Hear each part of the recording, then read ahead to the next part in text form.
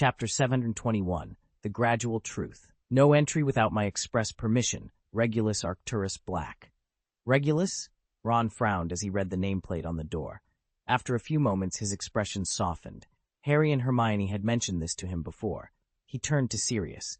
"He's yours?" "Yes, he is my brother," Sirius replied with a nod, a hint of a smile playing on his lips. "He doesn't seem very friendly, does he?" "Actually, before I went to Hogwarts, Regulus and I were quite close. He used to follow me around, always pestering me to take him to the broomstick shop in Diagon Alley, Quidditch Boutique. Oh, you didn't know, Harry? Regulus was a seeker, just like you and your father." "But Regulus was no match for James," Remus interjected from behind, a nostalgic smile on his face. "Oh, that's true," Sirius chuckled, unfazed by Remus's comment. The somber atmosphere of the attic seemed to sober him up quickly. He glanced at Remus, still smiling. "I've always suspected that our falling out wasn't just because I was sorted into Gryffindor and he into Slytherin. Maybe it had something to do with James. Regulus lost to him so many times on the Quidditch pitch, and he must have resented James for it, while I was friends with him." Harry noticed the sadness behind his godfather's smile and recalled Regulus's story. At Regulus's funeral, Sirius had shared with him and Hermione that his brother had once followed Voldemort, but later realized his mistake and tried to make amends. This decision ultimately cost him his life. However, Sirius hadn't revealed the exact circumstances of Regulus's death. Before his imprisonment in Azkaban, Sirius had believed his brother to be an accomplice of Voldemort. With Professor Dumbledore's help, the truth was uncovered.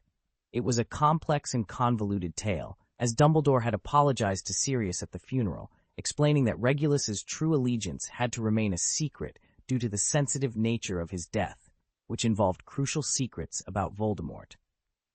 "I'm sorry, you three," Sirius said, noticing the eager curiosity in Harry, Hermione, and Ron's eyes. He offered them an apologetic smile. "I promised Atticus Blaine and Dumbledore not to reveal the truth about Regulus's death to anyone." Sirius gently pushed Harry forward. "All right, you've seen it. This is the old Black family house. If you're curious, you can explore it tomorrow, but for now, it's time for bed." "I still have work to do," Remus said, turning back towards the stairs with a sigh. "Honestly, I've always wanted to take it easy. Traveling to the United States isn't exactly convenient, but given the current situation, I have to negotiate with the Magical Congress of the United States of America in person to see what their plans are. I need to prepare a stack of entry application materials." "Let's go, Harry," Hermione urged, noticing Harry's frown. She tugged on his sleeve, sensing his reluctance to leave without hearing more about Regulus's story. But Harry suddenly spoke up. "Karkaroff and Snape." Remus and Sirius, who were leading the way downstairs, stopped abruptly. They exchanged a glance, both frowning. "What's the matter, Harry?" Sirius asked, turning around. "Why mention them?" Hermione blinked, understanding what Harry was about to say. She hesitated, but didn't stop him. "Karkaroff said Voldemort is getting stronger," Harry said, his green eyes gleaming in the dim light. Remus and Sirius, their cheeks still flushed from the alcohol, immediately snapped to attention. Upon hearing Harry's words, Remus, who was already on the stairs, returned to the 5th floor. He and Sirius quickly approached Harry and the others, scanning their faces to gauge the situation. "What's going on, Harry?" Remus asked, gripping Harry's arm with a serious expression. "Speak clearly." Harry opened his mouth to respond, but Remus's attention shifted warily towards Sirius's mother's room. "Creature won't be hiding there, Sirius. It's best not to let him know." "Are you worried about Creature, Remus?" Sirius replied dismissively. However, eager to understand the origin of Harry's words, he didn't press the issue. Instead, he gestured for them to follow him into his room. Sirius's house was spacious and beautifully decorated. A large bed with a carved headboard stood opposite the entrance, and long velvet curtains draped over the high windows. A chandelier cast bright candlelight across the room. The walls were adorned with posters and photos, likely put up by Sirius in his youth. It seemed unlikely that Sirius, now, would have photos of Muggle girls in bikinis and Muggle motorcycles on his bedroom walls. Additionally, several Gryffindor house flags hung on the inner walls, remnants of the past. Though they had been cleaned, the gold and red flags had faded with age. What truly captured Harry's attention was a photograph of a wizard at the head of Sirius's bed. In the picture, 4 Hogwarts students stood together, arms around each other, smiling at the camera. Harry's eyes locked onto the boy with unruly hair, just like his own. It was his father. Seeing his father's youthful face for the first time made Harry's heart skip a beat. He instinctively moved closer, momentarily ignoring Remus's repeated inquiries. Noticing Harry's reaction, Sirius smiled warmly, but chose not to interrupt him. "This is what happened last night," Hermione began, sensing Remus's urgency. She took a deep breath and explained, "We were dancing in the hall, and after we finished leading the dance, we decided to go for a walk. That's when we accidentally saw Professor Karkaroff and Professor Snape leaving the castle." "Then you followed them?" Remus asked, frowning. "Yes," Hermione admitted. "All the faculty and staff were in the castle conjured by Professor Blaine. It seemed unusual, so—" Remus, looking more solemn than he had as a professor, nodded for her to continue. "Go on, Hermione. What did you hear next?" "When we caught up, Professor Karkaroff and Professor Snape were nearly done talking. Harry and I only heard Professor Karkaroff say, 'Over the months, it has become more and more obvious. I'm very worried now. I can't deny that the Dark Lord is getting stronger.'" Hermione's eyes reflected her concern, and Ron, who had heard it all before, felt the same fear he had experienced the previous night. Sirius turned to Hermione with a piercing gaze.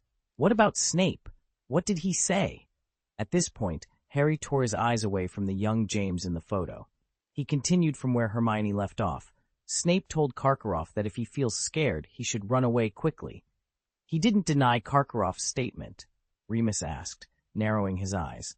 "What else did you hear?" "We didn't have the invisibility cloak," Harry admitted, frustrated. "Snape realized someone was eavesdropping, but he didn't catch us." "Severus and Karkaroff," Remus mused, looking thoughtful. "They must be old acquaintances." "They worked for Voldemort together," Sirius said darkly. "I've always suspected he was responsible for Hermione being selected as a Triwizard champion." "Maybe not, Sirius," Hermione interjected, pursing her lips. She met Sirius's surprised gaze and hesitated for a moment. Glancing at Harry, she waited for his nod of approval before continuing. "We, accidentally overheard a conversation between Professor Karkaroff and Professor Snape. It was just the night before we met in Hogsmeade." End of this chapter.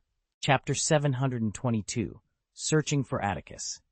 "Sirius, are you sure you remembered the place correctly?" The sky was so overcast that it was hard to distinguish between day and night. Although the area wasn't exactly desolate, the sparse number of pedestrians and the outdated buildings, relics from half a century ago, made the newcomers feel uneasy. Ron, in particular, was out of his element. Accustomed to the magical world, he rarely ventured into the Muggle realm, only appearing briefly in a few specific locations. This was his first time truly exploring Muggle territory. He watched an old bus slowly disappear around a street corner, his expression one of disbelief. While he couldn't tolerate the night bus's reckless speed, he couldn't fathom how Muggles managed with such slow transportation. How much time did they waste on the road each day? "Maybe we should head back, Sirius?" Hermione suggested timidly. The previous night, Harry's sudden remarks after seeing Regulus's room had opened up a new line of discussion. Both Remus and Sirius had anticipated the ominous approach of Voldemort, but they hadn't expected his presence to become so palpable so quickly. Igor Karkaroff, a known Death Eater, had confided in Snape that the Dark Lord was gaining strength, which left Remus and Sirius with a deep sense of unease. Hermione's analysis of the overheard conversation between Professors Snape and Karkaroff, and her own involvement as a champion, had left Sirius restless. "Let me sort this out," Sirius declared. His bedroom was bathed in warm light, with Harry, Hermione, and Ron perched on the edge of his intricately carved bed. Remus stood with his arms crossed, leaning against a faded Gryffindor banner, his expression serious. Sirius paced the room, piecing together the clues they had gathered. First, on the night of the Quidditch final, after everyone had left, the dark mark appeared in the stadium's box. The Ministry, led by Old Barty, conducted a search, but only offered a vague explanation to the public. We know the truth remains hidden. Then, Hermione was unexpectedly chosen as a Hogwarts champion. I don't know who orchestrated it, but around the same time, Atticus wrote to me, asking me to keep an eye on Barty Crouch's department activities, though he warned me not to get too close. Harry and Hermione, you overheard Snape and Karkaroff discussing someone at Hogwarts secretly brewing polyjuice potion. Interestingly, both Atticus and Dumbledore seemed to accept Hermione's selection without a thorough investigation. That's unlike Atticus. He wouldn't normally allow such chaos under his watch. Ron swallowed hard, feeling his anxiety rise. Sirius paused before continuing. After I informed Atticus that Barty was on sick leave, Atticus visited me immediately. I never thought Atticus and Barty were close. Barty Crouch isn't the type to have friends.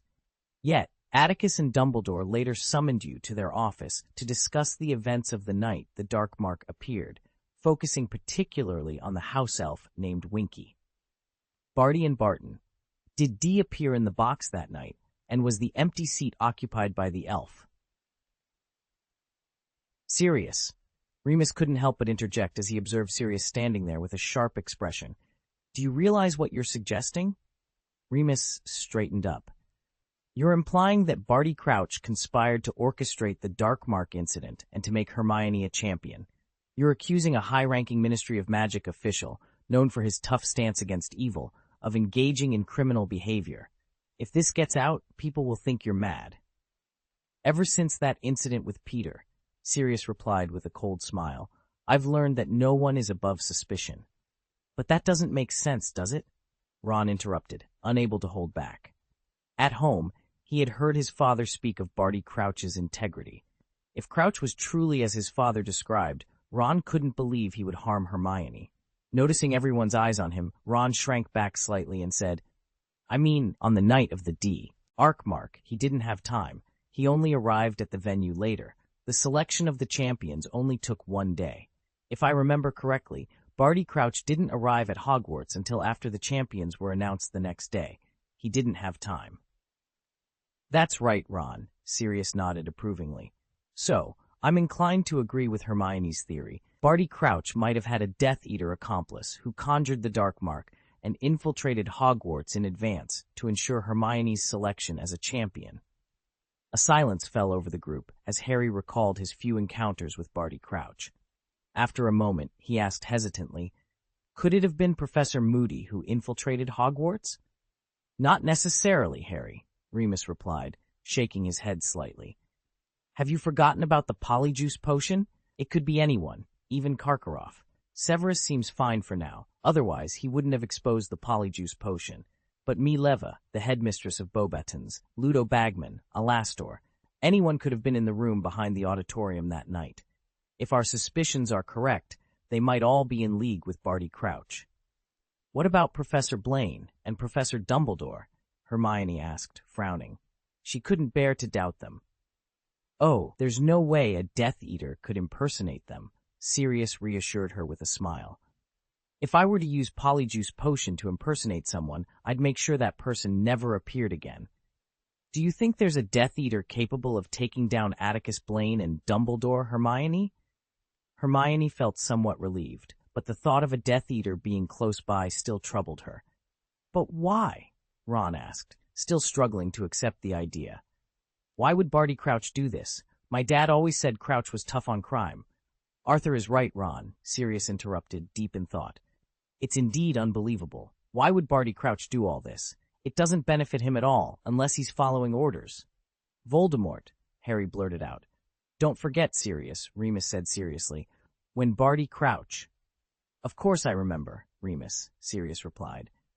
But Crouch is a creature of power through and through. His lifelong dream is to become the Minister of Magic. That's why he was so decisive in sending his son to Azkaban. That's another story, Harry, and we can discuss it later. Sirius anticipated the surprise on Harry, Ron, and Hermione's faces, and quickly added, Barty Crouch desires to be the Minister of Magic more than anything else. But after Fudge, Atticus actually. Everyone in the Ministry knows that Atticus Blaine supports Amelia Bones. It's no secret. If Barty Crouch were to lose his mind over this, and even consider aligning himself with Voldemort just to achieve his desires, it wouldn't be entirely surprising. So, who do you think that person might be? Remus asked, not entirely convinced by Sirius's perspective. He shifted the focus. If we're assuming there's an accomplice for Barty Crouch, who could it be? This was indeed a challenging question. Most of Voldemort's followers were imprisoned in Azkaban, yet many remained at large. They speculated about numerous individuals, but always found themselves lacking concrete evidence. "Why don't we ask Atticus directly?" Sirius suggested, his eyes lighting up as he gazed out at the gloomy cityscape through the transparent floor-to-ceiling window. Since he and Dumbledore have already sensed something amiss with Barty, they might have already investigated the matter thoroughly. The suggestion seemed to lift the spirits of the group, who had been wearing expressions of dull frustration. End of this chapter. Chapter 723, The Brave Loyalty Curse. "I'm not mistaken, Remus," Sirius declared with conviction. 2 months ago, we apprehended a criminal in Birmingham who was selling Class B contraband. This guy was clever, though.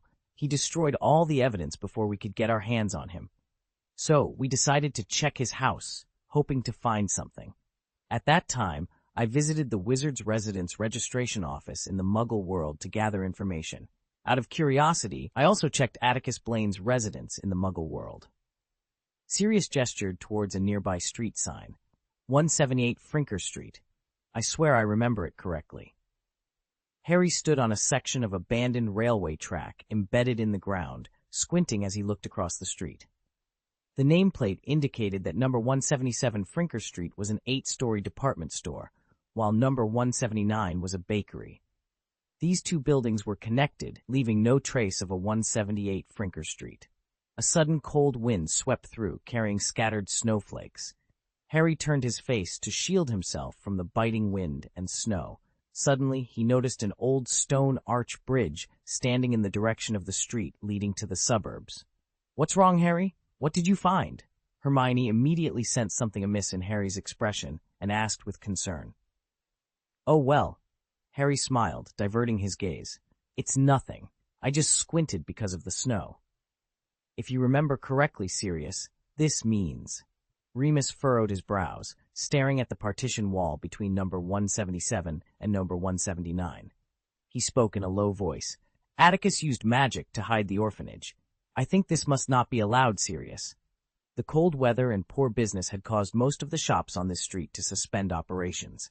Sirius, who was planning to find someone to inquire, heard Remus's question and smiled softly. "Of course, it's not allowed, Remus. If it's a pure wizarding family, they have the right to hide their house to keep out unwanted guests.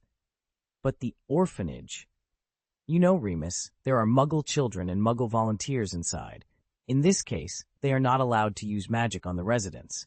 Of course, Atticus won't care, and no one in the Ministry is foolish enough to trouble the famous Atticus Blaine." Hermione wrinkled her nose, seemingly displeased with this statement. However, what Remus truly wanted to ask was not this. He continued to stare at the partition wall and softly inquired, "The question is, has this orphanage always been hidden by Atticus, or is this a recent development?"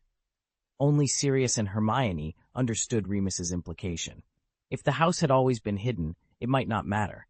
But if Atticus had recently, perhaps even as recently as yesterday, returned and immediately concealed it, the place where he grew up was now protected with strict magic, and the significance of that was extraordinary.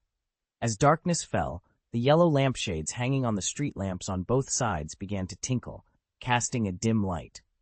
Under the illumination, the falling snowflakes seemed to grow heavier, and the reddish-brown stone bricks on the ground, cleared of snow, were now covered with a thin layer of white. "I can't see any trace." Remus, who had been trying to detect signs of magic, finally gave up. He shook his head slightly. In Atticus's style, if he decided to hide the house, he would have used the most powerful spell possible. I suspect it was the fidelity charm. Loyal and true? Harry and Ron, hiding behind a lamppost, were chatting idly about who would become the captain of the Gryffindor Quidditch team next year after Wood left. When Remus mentioned this, Harry's eyebrows shot up, and he immediately looked over. "Yes, it's the spell Dumbledore used to protect James and Lily," Sirius said, rubbing his frozen hands as the light shone on his face. Atticus Blaine's face suddenly turned somber as he nodded. "It's a very ancient and powerful spell that conceals a secret within the soul of its keeper. As long as the keeper doesn't reveal the secret, it remains absolutely safe. If it hadn't been for that unfortunate fellow Peter, Voldemort would have been pressing his nose against your parents' window. But as it stands, he can't see a thing. If that's the case, Hermione snapped shut the book she had borrowed from Sirius the previous night. It was an intriguing read, not the usual dry tome filled with spells, but rather a travelogue penned by one of Sirius's ancestors. This ancestor, a highly skilled magician, documented how he used his profound magical knowledge to navigate various perils during his explorations around the world. Since we can't locate the house, shouldn't we leave? Hermione suggested eagerly. She had always felt uneasy about visiting Professor Blaine's residence in the Muggle world without his permission. It's not like we're out of options, Sirius replied hesitantly. If someone from the house steps outside the magical protection range, we might just get lucky. Harry and the others were listening intently to Sirius when they noticed him suddenly become animated. He strode purposefully toward a middle-aged woman who had appeared across the street. She was in her 40s, slightly built, wearing waterproof rubber shoes, loose brown pants, and a thick dark green sweater. Over the sweater, she wore a greasy apron. At that moment, she was struggling to drag a large bag of garbage to a nearby trash can, clearly exhausted by its weight. "Need any help, ma'am?" Sirius asked, vaulting over the roadside fence with a friendly smile.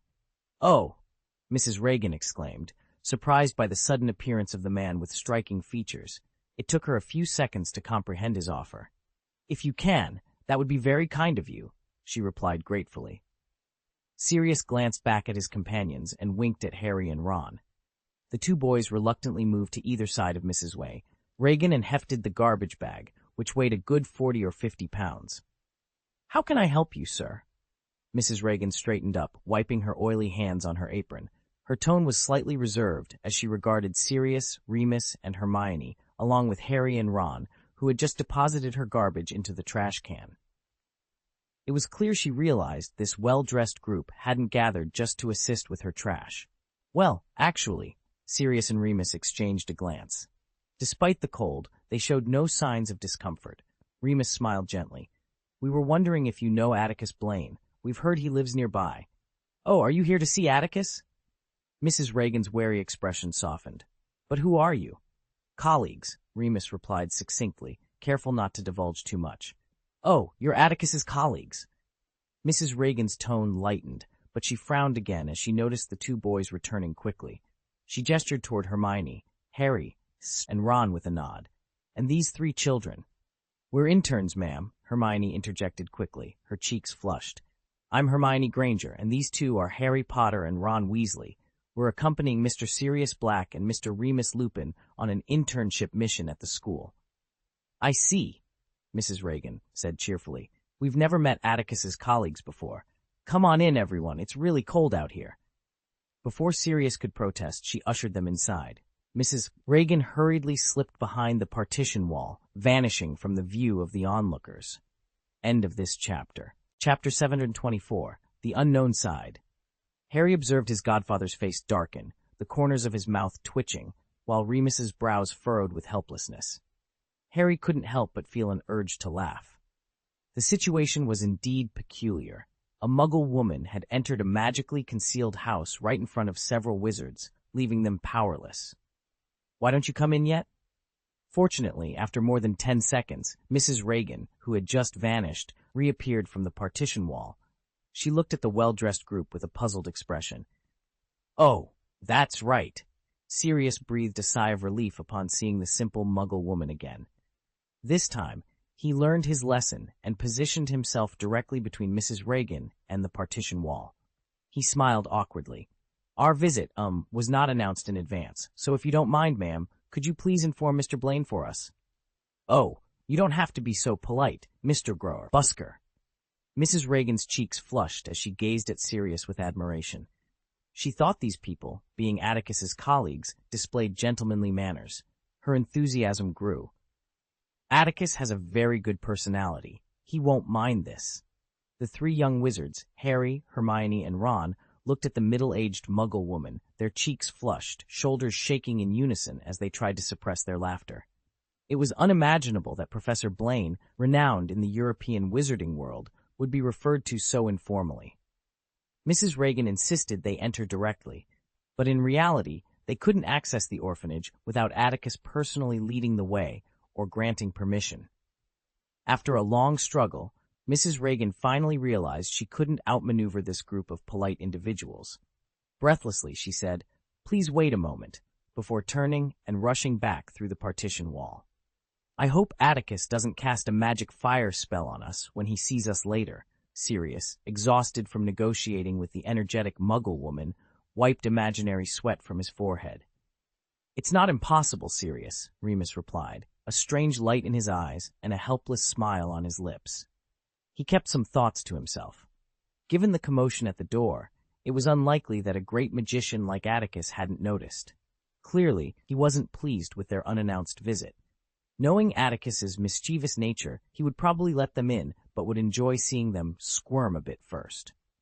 About 5 minutes later, Mrs. Reagan reappeared, looking confused and holding a note. "Atticus asked me to give this to you." Sirius eagerly took the note, sighed in relief after reading it, and handed it to Remus. At Remus's signal, the curious Harry, Hermione, and Ron gathered around. The Haas orphanage is located at 178 Frink Street. Hermione recognized Professor Blaine's handwriting immediately. However, she didn't understand why he wrote a note to convey information they already knew. "Focus on what's on the note," Remus advised softly. Like Sirius, he fixed his gaze on the partition wall. After exchanging confused glances, Harry, Hermione, and Ron concentrated on the note. Suddenly, their expressions shifted from confusion to shock. The partition wall swelled, and a brand-new large iron door appeared before them, catching them off guard and causing them to step back in surprise. Beyond the imposing iron gate, a well-maintained courtyard with a stone-paved floor and a vibrant garden unfolded before them. Harry surveyed the scene with astonishment. The department store at number 177 Flink and the bakery at number 179 were nestled into a crescent shape, yet their facades and glass windows remained unscathed. The quiet street seemed to echo with the laughter of children, emanating unexpectedly from a 6-story square building with sky-blue walls that rose from the yard. Despite the dim sky, the building was brightly illuminated, and through the glowing windows, many smiling figures flitted by, drawing the attention of onlookers. On the second floor, about 30 or 40 children pointed at them with curiosity. "This is," Harry stammered, his green eyes wide with disbelief, "barely loyal." "Ahem," Remus coughed loudly, cutting off Harry's rambling and casting a warning glance at the 3 stunned young wizards. They quickly regained their composure. Mrs. Reagan was observing them, appearing slightly bewildered by their reaction.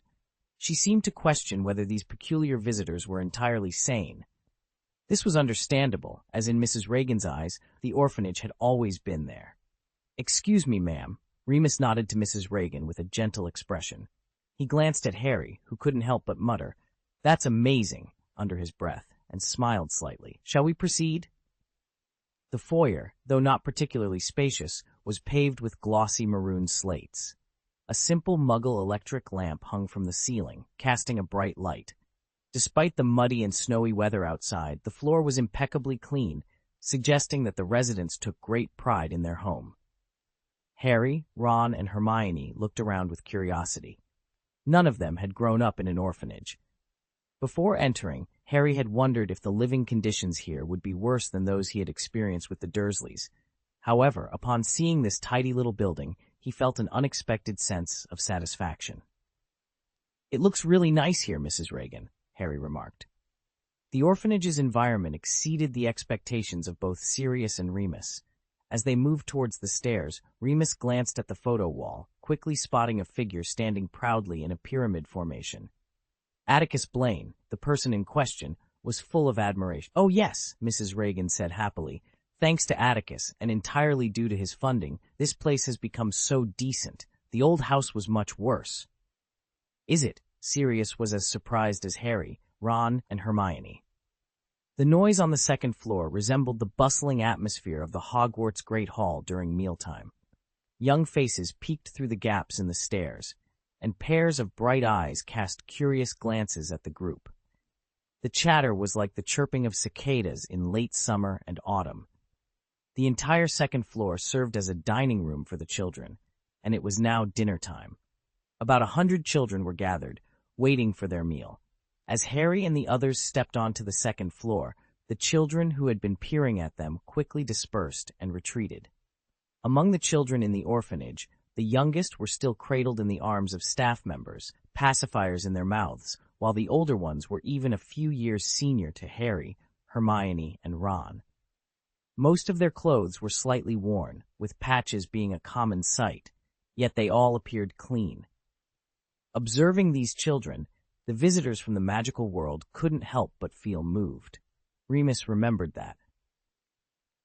Before the end of last summer vacation, Atticus Blaine decided to take on the role of Defense Against the Dark Arts professor at Hogwarts, with the aim of capturing Sirius. Upon learning of this, Atticus eagerly signed a cooperation contract with him, agreeing to share in Sirius's bounty. At that time, it seemed perplexing that a wizard as powerful as Atticus would have such a strong desire for galleons. However, as their interactions continued, it became clear that this might simply be a peculiar quirk of Atticus's character. Only now did he fully understand the deeper reasons behind Atticus's eccentricities. Sirius recalled the night he was captured by Atticus. In a desperate bid for freedom, he even mortgaged his old house. Initially, he had scoffed at Dumbledore's decision to appoint such a wizard, but now his perspective had shifted. Harry, Hermione, and Ron also had their own reflections. Among all the professors they had encountered, the most disheartened was undoubtedly Remus. As a renowned magician in the wizarding world, Professor Blaine's financial situation was certainly better than Remus's. Yet, at Hogwarts, Professor Blaine was often seen wearing slightly outdated robes.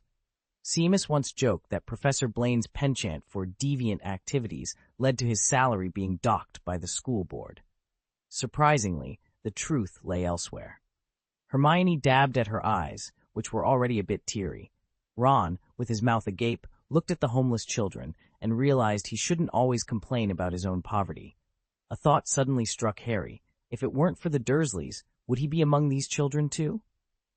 Under the watchful eyes of so many Muggle children, Sirius became more cautious, his voice turning slightly hoarse. Mrs. Reagan, could you please tell me if Mr. Blaine is here?" "Oh, this way," Mrs. Reagan replied, tugging on Sirius's sleeve and gesturing to Remus and Harry. She led them through a door, cleverly concealed within the wall, that divided the second floor. In the bustling kitchen, where volunteers were working tirelessly, they finally spotted Atticus Blaine, wearing a white apron and vigorously kneading dough. End of this chapter.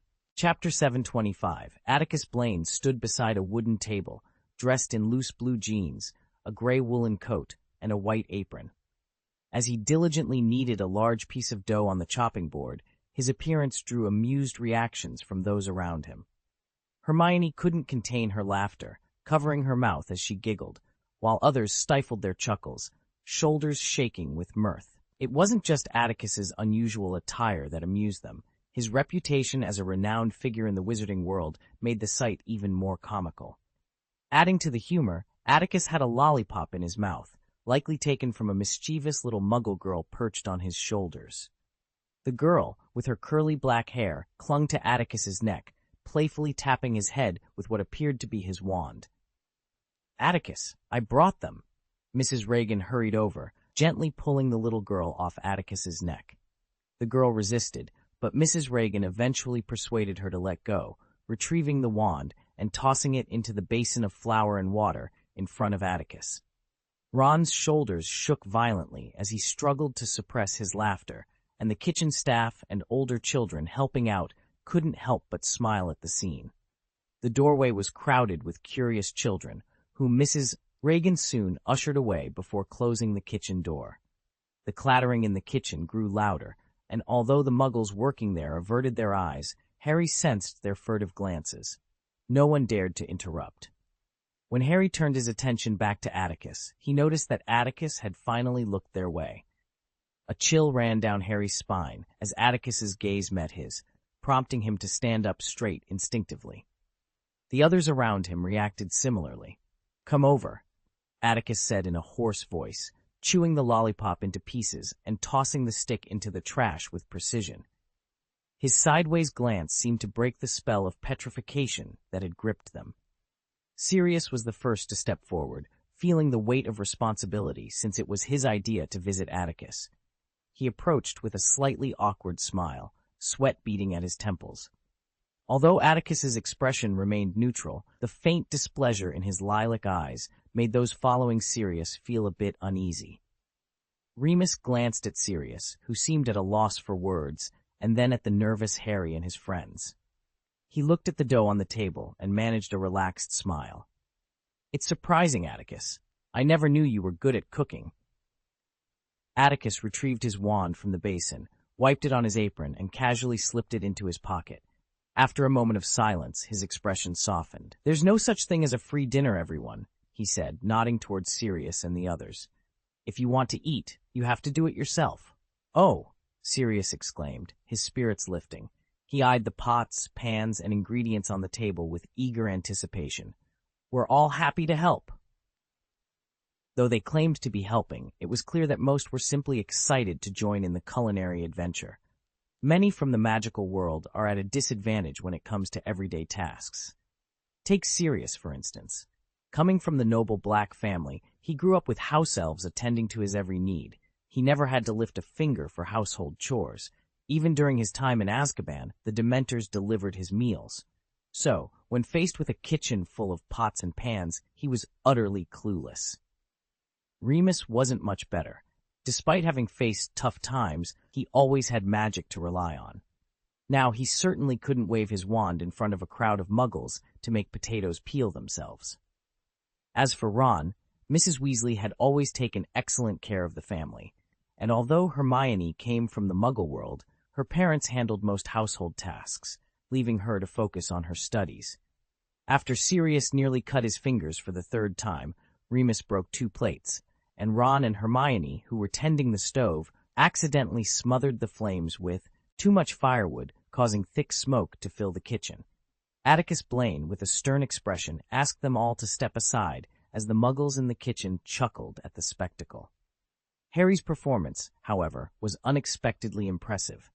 He washed, peeled, sliced, and fried the vegetables with such ease that even Atticus couldn't help but admire him. "Well done, Potter," Atticus said with a smile. "When you graduate from Hogwarts, becoming a chef at the Leaky Cauldron could be a great career choice." Harry beamed, his face lighting up more than when he received praise in gym class. "You know, sir, I did a lot of cleaning and cooking when I was with the Dursleys," Harry said happily, proud to be of help. However, he didn't notice the change in Remus' expression, whose smile faded, or Sirius, who pursed his lips, his eyes filled with anger and regret. A little boy with brown hair and bright eyes peeked through the kitchen door. Hermione noticed him and wiped the soot from her face with her sleeve. She looked at Atticus, who was skillfully frying sausages, with respect in her eyes. "Professor Blaine, have you been taking care of them? I mean, this orphanage and these children?" she asked. "You know I don't have much time, Hermione," Atticus replied, pouring the fried sausages onto a plate and placing it on the table. Without pausing, he moved to the oven, checking the color of the pastry through the glass. "So there's not much help I can provide, just some financial support. If you need it, Atticus," Remus interjected, eager to help, "I can discuss it with the goblins." "I can help too, Atticus," Sirius quickly added, realizing what Remus was suggesting. Harry also looked as if he wanted to offer his assistance, willing to use part of his inheritance to help the children, not just for Professor Blaine's sake. "No need, Remus and Sirius," Atticus said as he opened the oven, releasing a rich aroma that made Ron's stomach growl. Ron quickly covered his stomach, relieved that no one noticed. Satisfied with the enticing smell, Atticus nodded. "This is entirely my own business, and the transfer of property between the wizarding world and the Muggle world is strictly monitored. You understand, I don't want it to become public knowledge." As he spoke, the table with food was being prepared for the meal. The table was already crowded with an array of colorful dishes. Atticus Blaine removed his apron and breathed a sigh of relief. With a warm smile, he turned to the older children and staff who were eagerly waiting. "It's time to eat, everyone," he announced. End of this chapter. Chapter 726. What a Pity. It was an extraordinary experience for a few individuals from the wizarding world. In the cafeteria on the second floor of the orphanage, Harry and his friends dined alongside more than 100 Muggle children and the orphanage staff. Every Muggle's face was adorned with a satisfied smile, as if enjoying such a meal was the greatest joy. The dinner, though not overly luxurious, seemed to be the happiest occasion for everyone. The atmosphere was surprisingly warm and inviting. Harry felt that even the Great Hall at Hogwarts couldn't match this level of harmony and cheerfulness. At Hogwarts, there were always subtle barriers between the four houses, but here, everyone felt like brothers and sisters. Under the influence of this atmosphere, the wizards soon shed their initial restraint and began to enjoy themselves. They sat at a separate dining table, and after Atticus Blaine invited them to sit down, he quickly joined the other orphanage staff to assist the younger children who needed help with their meals. "I have to say, it's really nice here," Sirius remarked, watching the children laugh and playfully squabble over food. He sighed sincerely. "It almost makes me feel like growing up in an orphanage could be pretty cool." Remus smiled, understanding that Sirius, the most rebellious in his family, had experienced a rather repressive home life during his youth. "Normally, an orphanage isn't this beautiful," he replied. Hermione, after taking a box of Bertie Bott's every flavor beans, was immediately approached by a giggling little girl. The girl quickly threw herself into the arms of a little boy sitting across the table. The boy, who appeared to be of Hogwarts entrance age, had curly brown hair and bright eyes. He didn't speak but mouthed words to Sirius and the others. Harry, Hermione, and Ron were also glancing at Professor Blaine with newfound respect. Previously, they admired him for his character and magical prowess, but today they noticed the dazzling personality he possessed. The little girl, looking shy, spoke in a crisp voice to Hermione, who was covering her mouth, her eyes red with emotion. "For you," she said. "Hello," Hermione replied, touched. "Is this for me?" "For you to eat," the girl confirmed.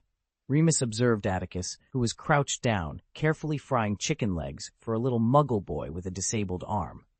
"If it weren't for Atticus, these children's lives would probably be very difficult," he said with a smile. The boy ruffled the little girl's hair and handed her to his companions at a table. He glanced at Atticus secretly, then opened his mouth and waved quietly to the group of wizards. "Oh, Bertie Bott's every flavor beans!" Ron exclaimed, surprised at the candy box in the little girl's hand. "Where did you get these?" "Oh, I remember. It was Blaine who taught me, Mr. Blaine." A little girl, just over 3 years old, hobbled to Hermione's side. She raised her chubby little hands and struggled to pass a candy box to Hermione's eyes. "Yeah," the little girl nodded coquettishly. "Ah, hello," Hermione said, deeply moved as she squatted down to look at the chubby little Muggle girl. Sirius, his eyes focused on the scene, blew his nose heavily.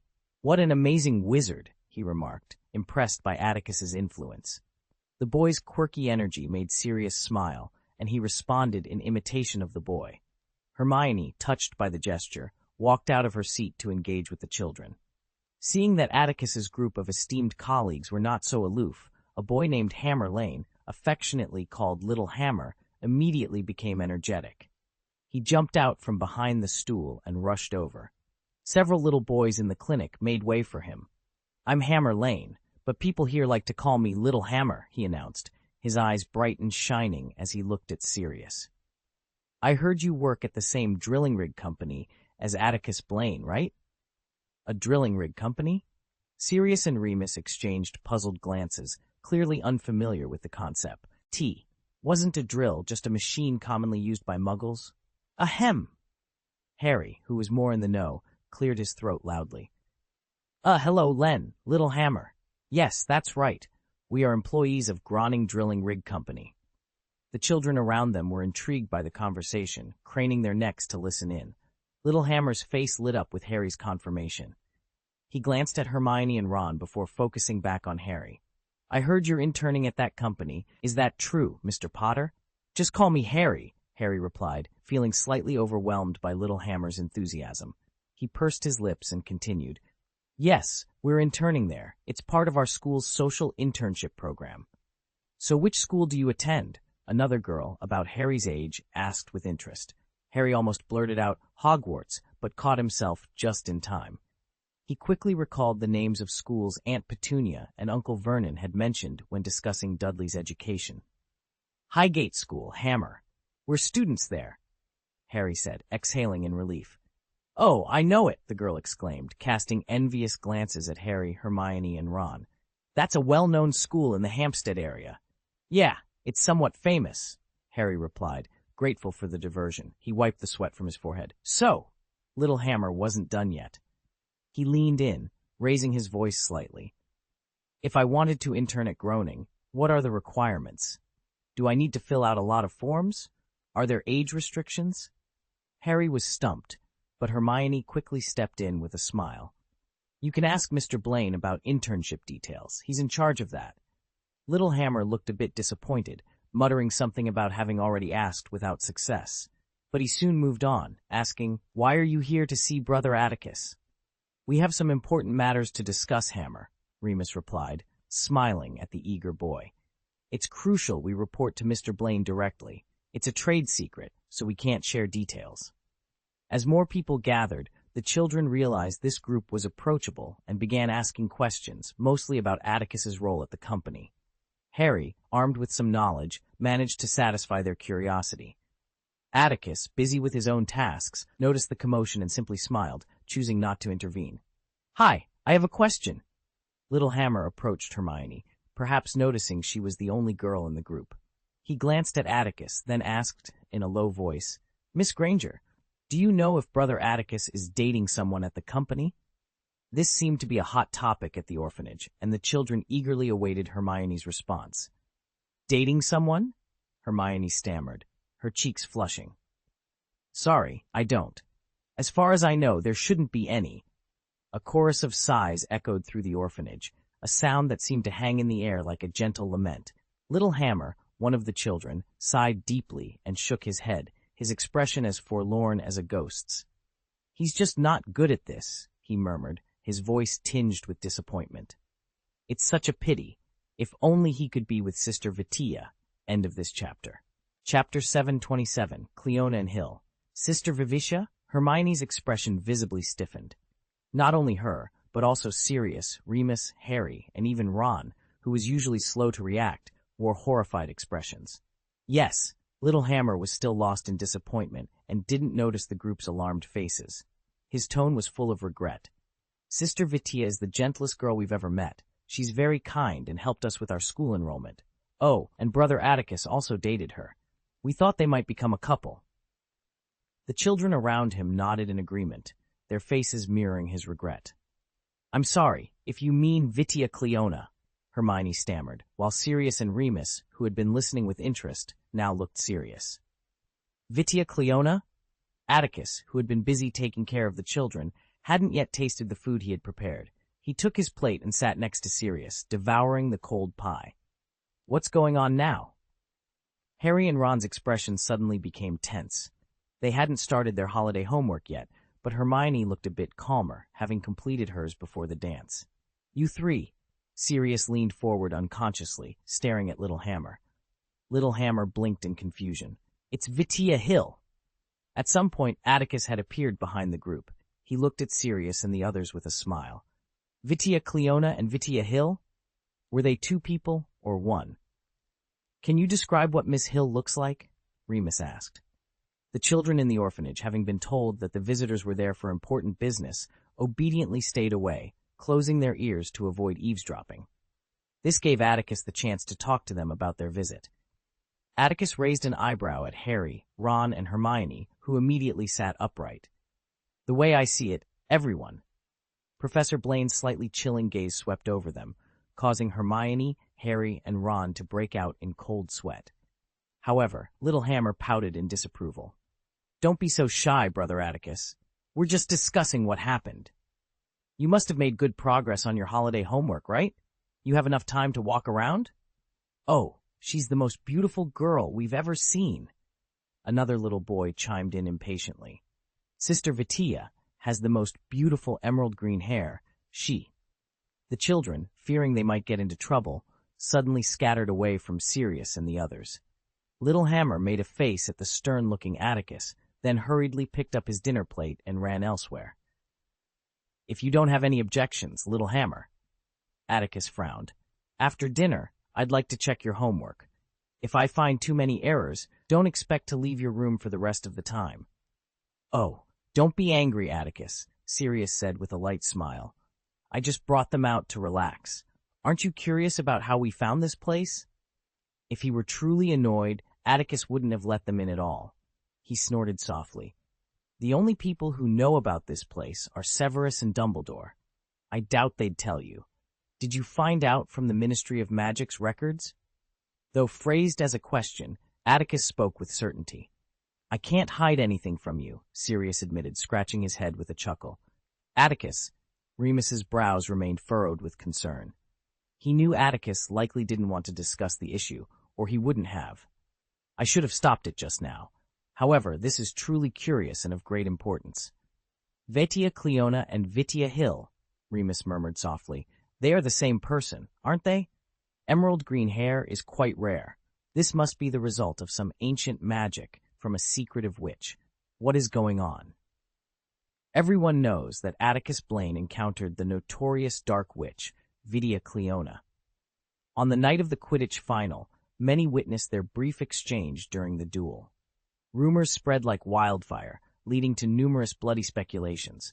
Some even suggested that the reason Vitia Cleona managed to escape with the help of a terrifying dark wizard that night was because Atticus Blaine showed mercy to his old lover. The official statement from Atticus himself and the Ministry of Magic was that he had once pursued Vitia Cleona and her group of dark wizards, but she narrowly escaped. One piece of evidence that refutes those wild speculations is that shortly after the Quidditch final, with the cooperation of Atticus Blaine and the Ministry of Magic, Vitia Cleona was arrested for committing a serious crime and is currently held in Azkaban. Once the Daily Prophet published this encouraging news, the rumors quickly died down. Harry, Ron, and Hermione have always firmly believed in the statement given by Professor Blaine. They were convinced that the woman was merely a dark wizard hunted by Professor Blaine. However, the innocent words of a young boy named Han had just completely overturned their beliefs. Cleona had once appeared at this orphanage. Had they even dated? Hermione stared at Professor Blaine with wide brown eyes. She could only think of one reasonable explanation. Vitia Cleona had once appeared in Harry's dream with the mysterious figure, and she showed up at the Quidditch match that night to kidnap Harry. Perhaps she had once disguised herself as a kind-hearted muggle, approaching the orphanage children in hopes of getting close to Professor Blaine, only to flee in haste when discovered by him. "When the time is right, I'll share this with you," Atticus said. But from his cold expression, they all knew this was likely just a placating remark, and he had no intention of revealing this secret to them. The night deepened, and the nightlife in the suburbs was far less vibrant than in the city center. It was just after 10 o'clock, and the desolate howling outside the window made Harry feel as if he were still in the Hogwarts dormitory. Although the orphanage's 6-story building had many rooms, it was filled with children and staff, leaving no room for them. Thus, the 5 from the magical world had to squeeze into one large dormitory with 3 high-rise beds, which was somewhat inconvenient due to Hermione's presence. However, they only planned to stay for one night.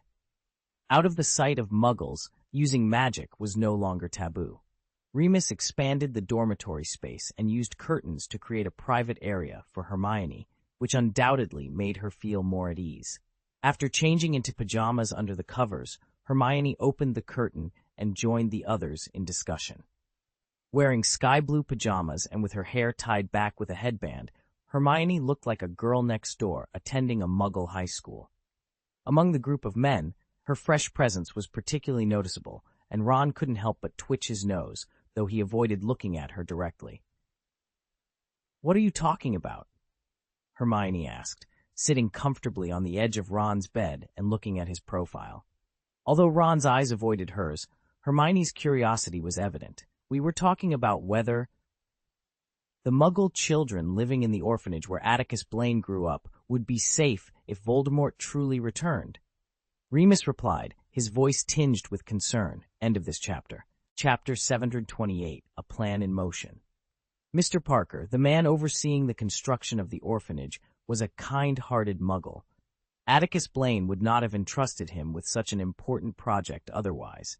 The building's design was simple, yet the construction quality was undeniably excellent.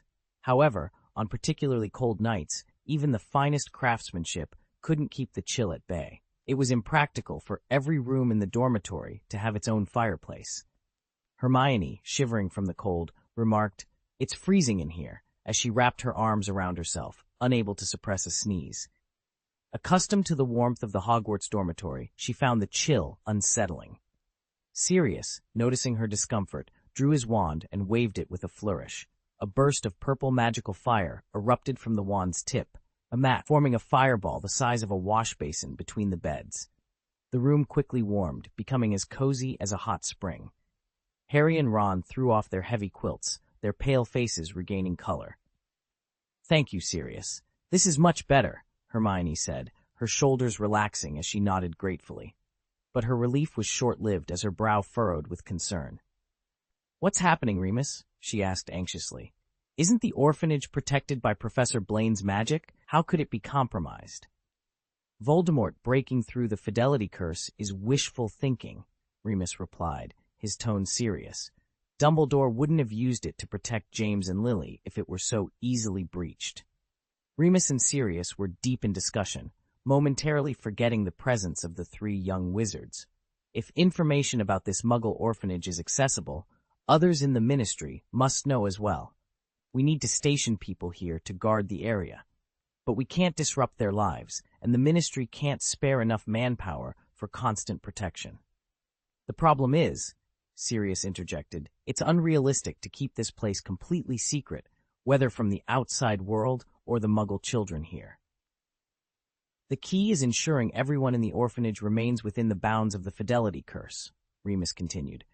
"If even one person steps outside, it could spell disaster. Besides Albus, Atticus is a significant threat to Voldemort. If he can't eliminate him, he'll target those close to him." "You mean the Dark Lord might take the children?" Sirius asked, his eyes filled with hatred. "He'll investigate everyone connected to Atticus and use them as leverage. Years ago, when Voldemort was at the height of his power, this was his tactic against wizards who defied him." "But how do you convince so many Muggles to stay put?" Hermione questioned, her voice tinged with frustration. "There are over 100 Muggles here. We can't tell them about a magical threat without violating the Wizarding Statute of Secrecy. Yet, if they suddenly disappear, it will cause a stir in Muggle society." "We must alert Professor Blaine," Hermione insisted, biting her lip in worry. Sirius pondered. "If we've thought of this, Atticus surely has as well." Remus forced a smile. "The real question is, what can we do?" Hermione's face turned pale as she thought of the innocent, smiling faces of the children. Her heart ached with fear. "The Wizarding Statute of Secrecy," she murmured, the weight of the situation pressing heavily upon her.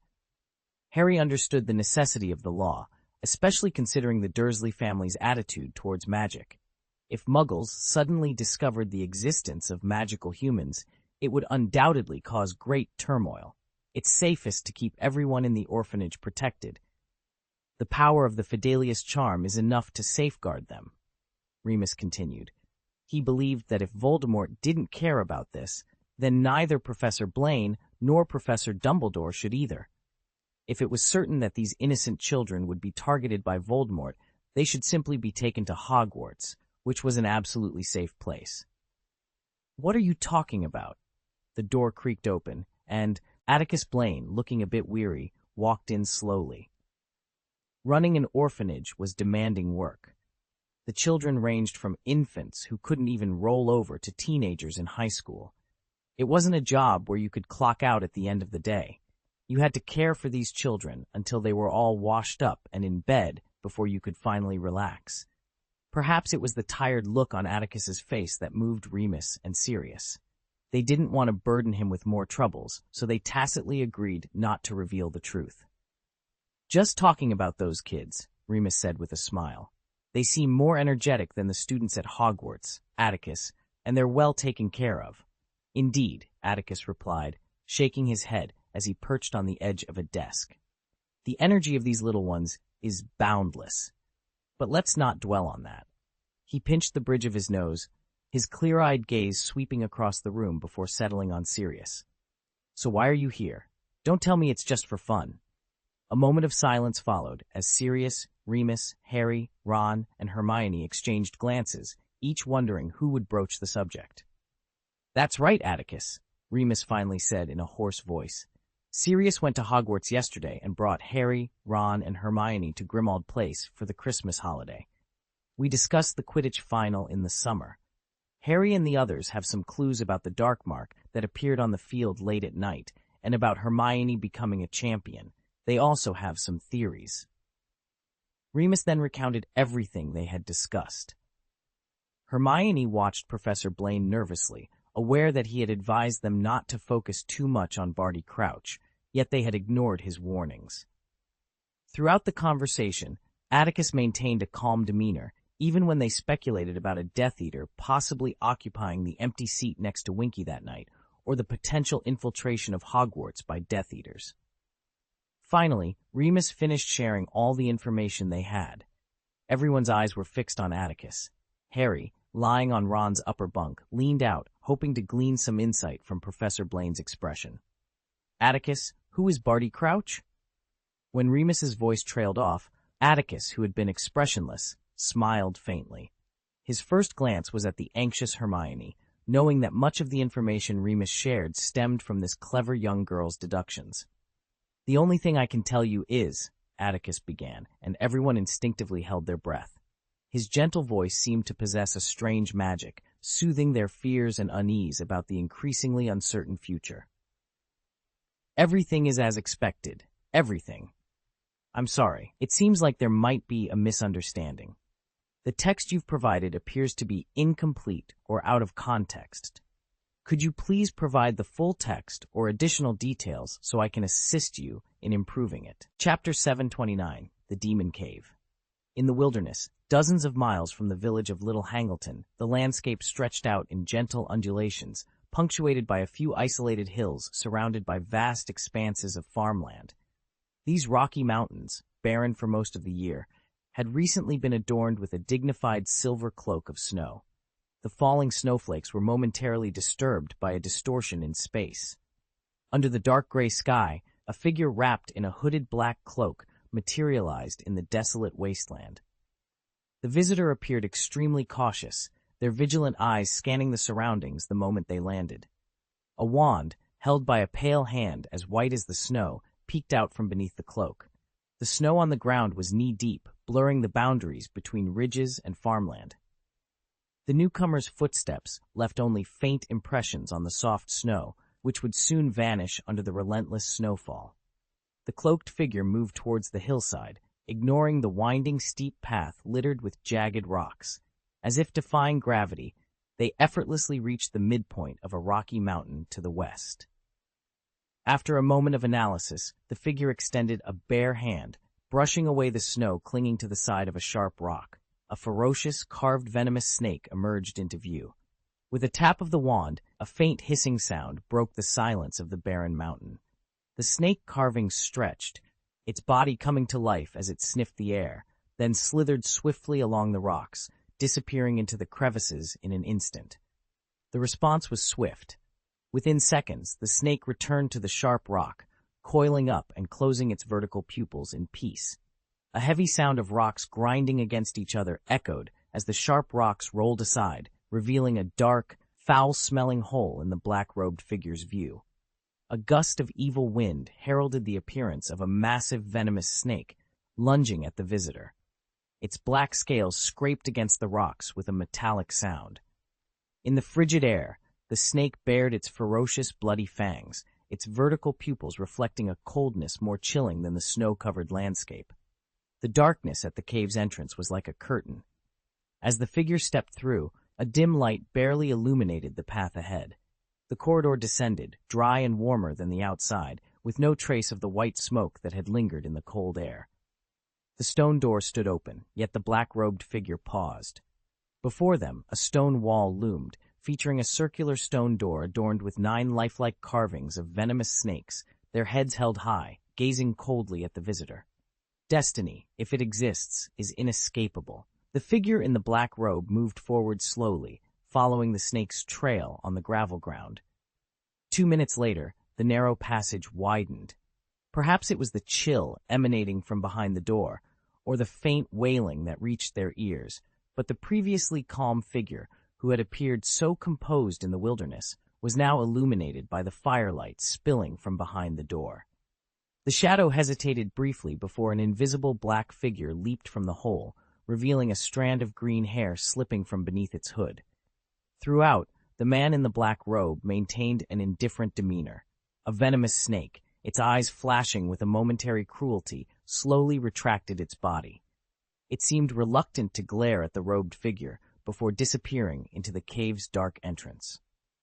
The snake lunged at the intruder with the ferocity of a predator defending its territory.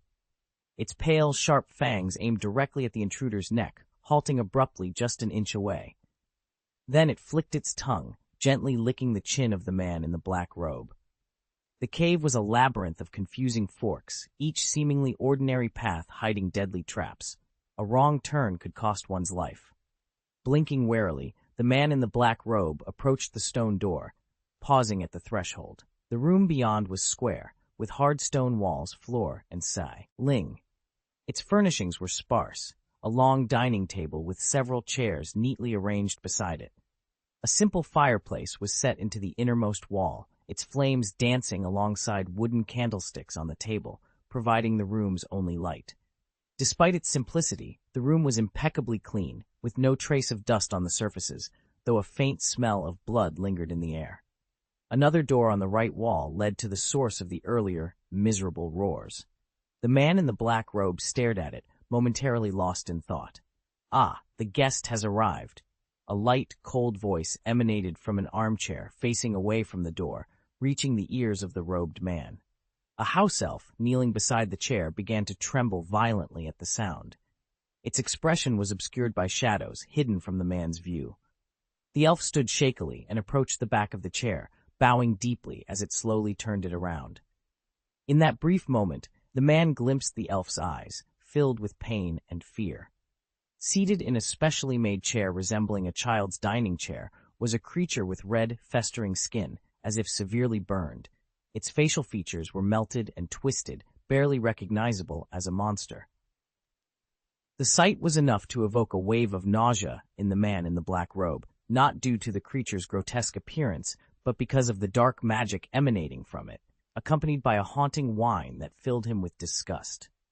In silence, Atticus Blaine lifted his hood, his cheeks still slightly pale in the firelight. Come in, Miss Cleona," Voldemort said, lowering the Daily Prophet in his hand.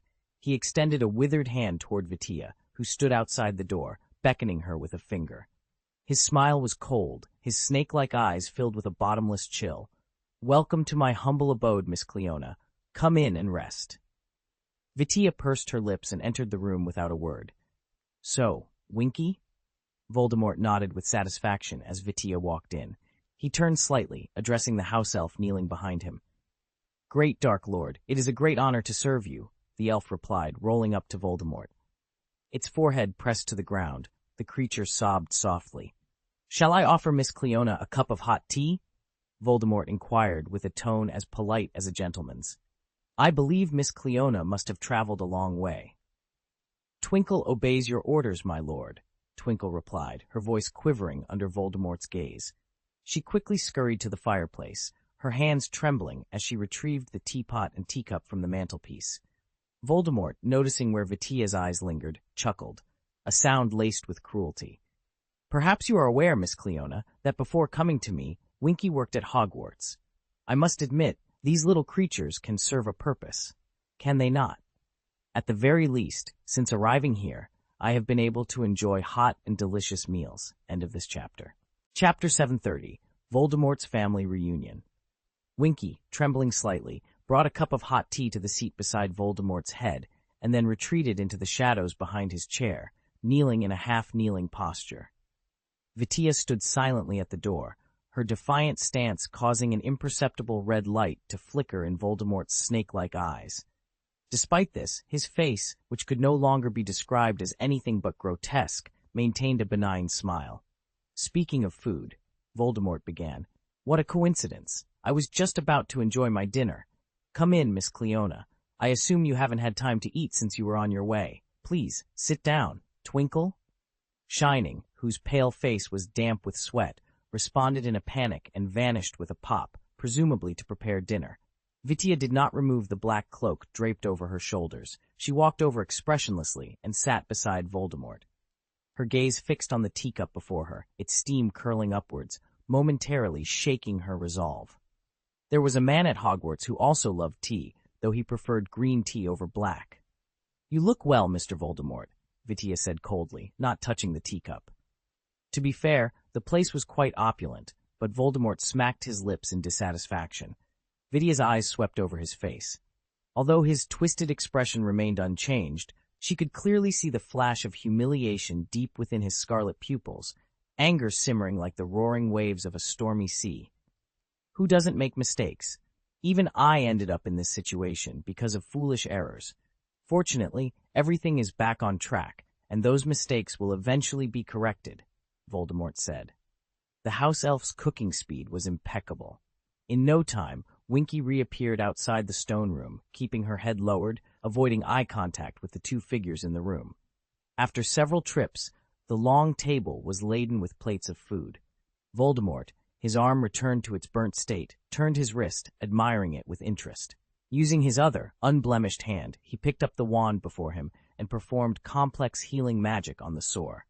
Countless silvery dust particles fell from the wand's tip, suppressing the chaotic magic within. Vitia nodded lightly, her eyes trembling for a moment as she spoke softly. "I'm sorry, Miss Cleona. Times are tough. This is caused by Blaine's fire curse. Thank you for your magnanimity." Vitia's apology was clearly insincere, but Voldemort nodded with satisfaction. "This is thanks to the life essence of the plants you left behind before you departed, Miss Cleona." The baby-like Voldemort raised his skeletal arm, admiring it under the candlelight, a hint of laughter at the corner of his mouth. Smiling, as if he had truly recovered, he continued, "The situation is better than when we were in the Albanian forest, isn't it? At least, I have the strength to read the newspaper by myself now. Ah, it's not very stable. Sometimes it's like this." Snap! Just as Voldemort said this, a thick sore resembling a burn on his withered forearm suddenly burst open, blood and pus streaming down his arm. "Ah, don't feel guilty, Miss Cleona. How did Voldemort encounter Atticus Blaine? It was likely due to Vitia's unauthorized decision-making at the Quidditch World Cup. To save his only helper at the time, Voldemort had to reveal himself and temporarily fend off Atticus Blaine's advances through self-destruction. I'm sorry, Mr. Voldemort. I must admit, I am surprised by Blaine's accomplishments in the fire curse, Miss Cleona even, hem of his robe. Forgive me, my lord. I meant no disrespect. I was merely surprised." Voldemort waved a dismissive hand, his expression a mix of amusement and irritation. "Rise, Barty. There is no need for such dramatics. We have more pressing matters to attend to." Atticus Blaine, who had been observing the exchange with a detached curiosity, finally spoke. "It seems your followers are as unpredictable as ever, Voldemort." Voldemort's eyes flickered with a hint of annoyance, but he maintained his composure. "Unpredictability can be a useful trait, Atticus. It keeps everyone on their toes." Atticus nodded, his gaze shifting to the blood-stained Barty. "And what of your games, Barty? Have they yielded any useful information?" Barty's eyes gleamed with a manic intensity. "Oh, yes, indeed. The Ministry is in disarray, and their defenses are weaker than ever. It won't be long before we can strike." "Good," Voldemort replied, his voice a low hiss. "We must be ready to seize the opportunity when it presents itself." As the conversation continued, the oppressive atmosphere of the stone room seemed to close in around them. The flickering torchlight cast long shadows on the walls, and the air was thick with tension. Atticus, ever the observer, took in the scene with a calm demeanor.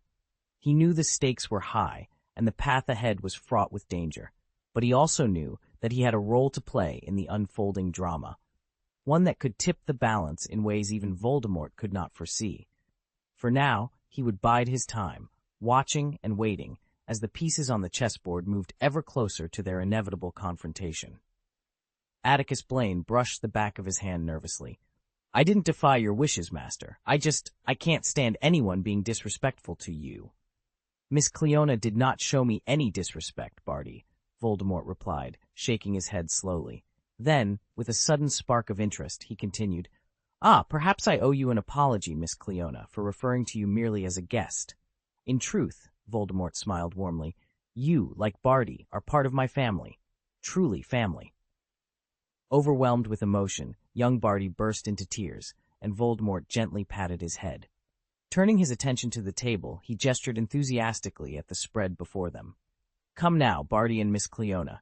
This is our belated Christmas dinner, a gathering for Voldemort and his family. It may appear a bit modest, but I trust you won't mind, will you? End of this chapter. Chapter 731. Old Barty's Situation. In the unknown underground chamber, the room was as warm as a spring day. Under the flickering light of oddly shaped candlesticks, the neatly arranged plates on the dining table emitted enticing colors and aromas, creating an atmosphere of deceptive warmth. Despite this, Vitia felt a chill deep in her bones. She had spent time with Voldemort in the Albanian forest, and knew all too well that the Dark Lord, feared by wizards across the world, had become a monstrous being devoid of humanity. She had witnessed Voldemort's brutal interrogation of Bertha Jorkins, and experienced firsthand his cruel methods and utter disregard for life. In Barty Crouch Jr., she saw another terrifying aspect of Voldemort's influence. I will dress you, Master, said a humble house elf, who was not deemed worthy to feed the Dark Lord. In recent days, this task had fallen to Barty Crouch Jr., who knelt beside Voldemort's chair, tying a napkin around the Dark Lord's neck with gentle, almost reverent movements. His pallid face shone with a twisted devotion, his slightly bulging eyes a testament to his madness. Oh, what would Barty do without you these days? Voldemort remarked with a cold smile, looking at Barty Crouch Jr., who was moved to tears by the praise. Yet there was no warmth in Voldemort's eyes. Thanks to your meticulous care, I believe I have recovered well. During this brief reunion, I hope to manage on my own. Voldemort lazily pushed Barty's head aside and picked up a silver fork from the dinner plate with his long, thin fingers. Go, Barty, sit across from Miss Cleona. Since today is a day of reunion, Lord Voldemort is not averse to granting some special favors. The monster beside her smiled in a way that made Vitia's skin crawl. She could sense that Voldemort had indeed grown stronger. Little Barty had brought his father here, dragging him by the collar like a piece of refuse. As the door opened, Vitia heard the house elf's muffled cries for help from behind the door. Barty treated his father with a twisted gentleness. Let me kill him, Master. Barty Crouch Jr. pleaded, his teeth clenched so tightly that blood seeped between them. He seemed humiliated and howled in desperation. I beg you, Master, let me end this disgrace, just as you did back then. Oh, Barty, Voldemort said, waving his arm dismissively. He is not a bastard, Barty. He is your father. Do not shy away from this. You should face this humiliation as I have. Oh, Director of the Department of International Magical Cooperation, a pureblood of the Crouch family, Lord Voldemort is willing to grant him some dignity. Even Barty Jr. was taken aback by Voldemort's unexpected command. He leapt from the ground, his eyes bulging even more. How can that despicable bastard have the honor to sit with you at the table, Master? With your permission, I will go now. Barty, Voldemort interrupted, could you please invite the guest in the next room to join our banquet? He is family, after all. Oh, Barty, haven't we already discussed your father's treatment? You will receive this honor, but for now, Voldemort turned his gaze to Barty Jr. He doesn't deserve it, Master. He doesn't deserve it. Voldemort's voice grew colder, and a terrible malice surrounded him, causing Barty Jr. to tremble. Let's invite your father to our party first, Barty. What do you think? Since old Barty had fallen into their hands before the start of the semester, Vitia knew that the end of this grim chapter was near. Decision had been made by the senior official of the Ministry of Magic. However, when she laid eyes on old Barty Crouch, a wave of sadness washed over her. Under Voldemort's watchful gaze, Barty Crouch Jr. violently dragged his father to the opposite side of Vitia Cleona. The once formidable high-ranking official now appeared utterly defeated, as if his very essence had been stripped away.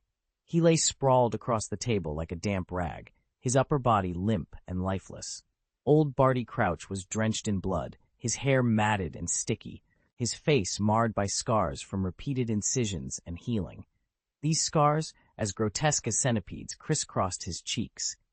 Vitia noticed a large chunk of flesh missing from old Barty's right arm, the wound so deep that the bone was visible. The surrounding flesh was rotting, oozing pus. His legs bore several holes, emitting a foul stench and trickling black blood. By all rights, he should have been dead, but dark magic kept him barely alive, sustaining his body while robbing him of his mind. With a look of unforgettable hatred, Barty Jr. manipulated his father's body like a rag doll, ensuring he obeyed the Dark Lord's commands and remained at the table. "Come on, let's dine now," Voldemort's shrill voice echoed, his excitement palpable.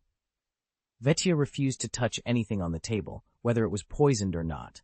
Only a madman could eat with relish next to a body on the brink of complete decay. Her reluctance caught Voldemort's attention, his snake-like eyes glowing red.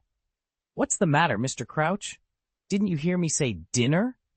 Voldemort sneered, setting down his spoon and addressing the motionless mass of flesh that was Barty's father. "Or do you find Voldemort's new home a bit lacking? Perhaps I should teach you some guest etiquette." "Let me, master," Barty Jr. exclaimed, eager to please. But his enthusiasm was excessive. Before Voldemort could act, a curse struck him in the chest. "Master!" Barty Jr. cried out, his pale face instantly drenched in sweat. He curled up like a scalded lobster, his thin body trembling. "Master, please forgive me." "I hope you'll remember this lesson, Barty," Voldemort said lazily, waving his wand to lift the Cruciatus curse from Barty Jr. He then tapped the mushroom soup bowl in front of him with his wand. The thick soup began to boil, expanding rapidly and floating towards old Barty. Under Voldemort's cruel gaze, the soup poured relentlessly into old Barty's mouth and nose.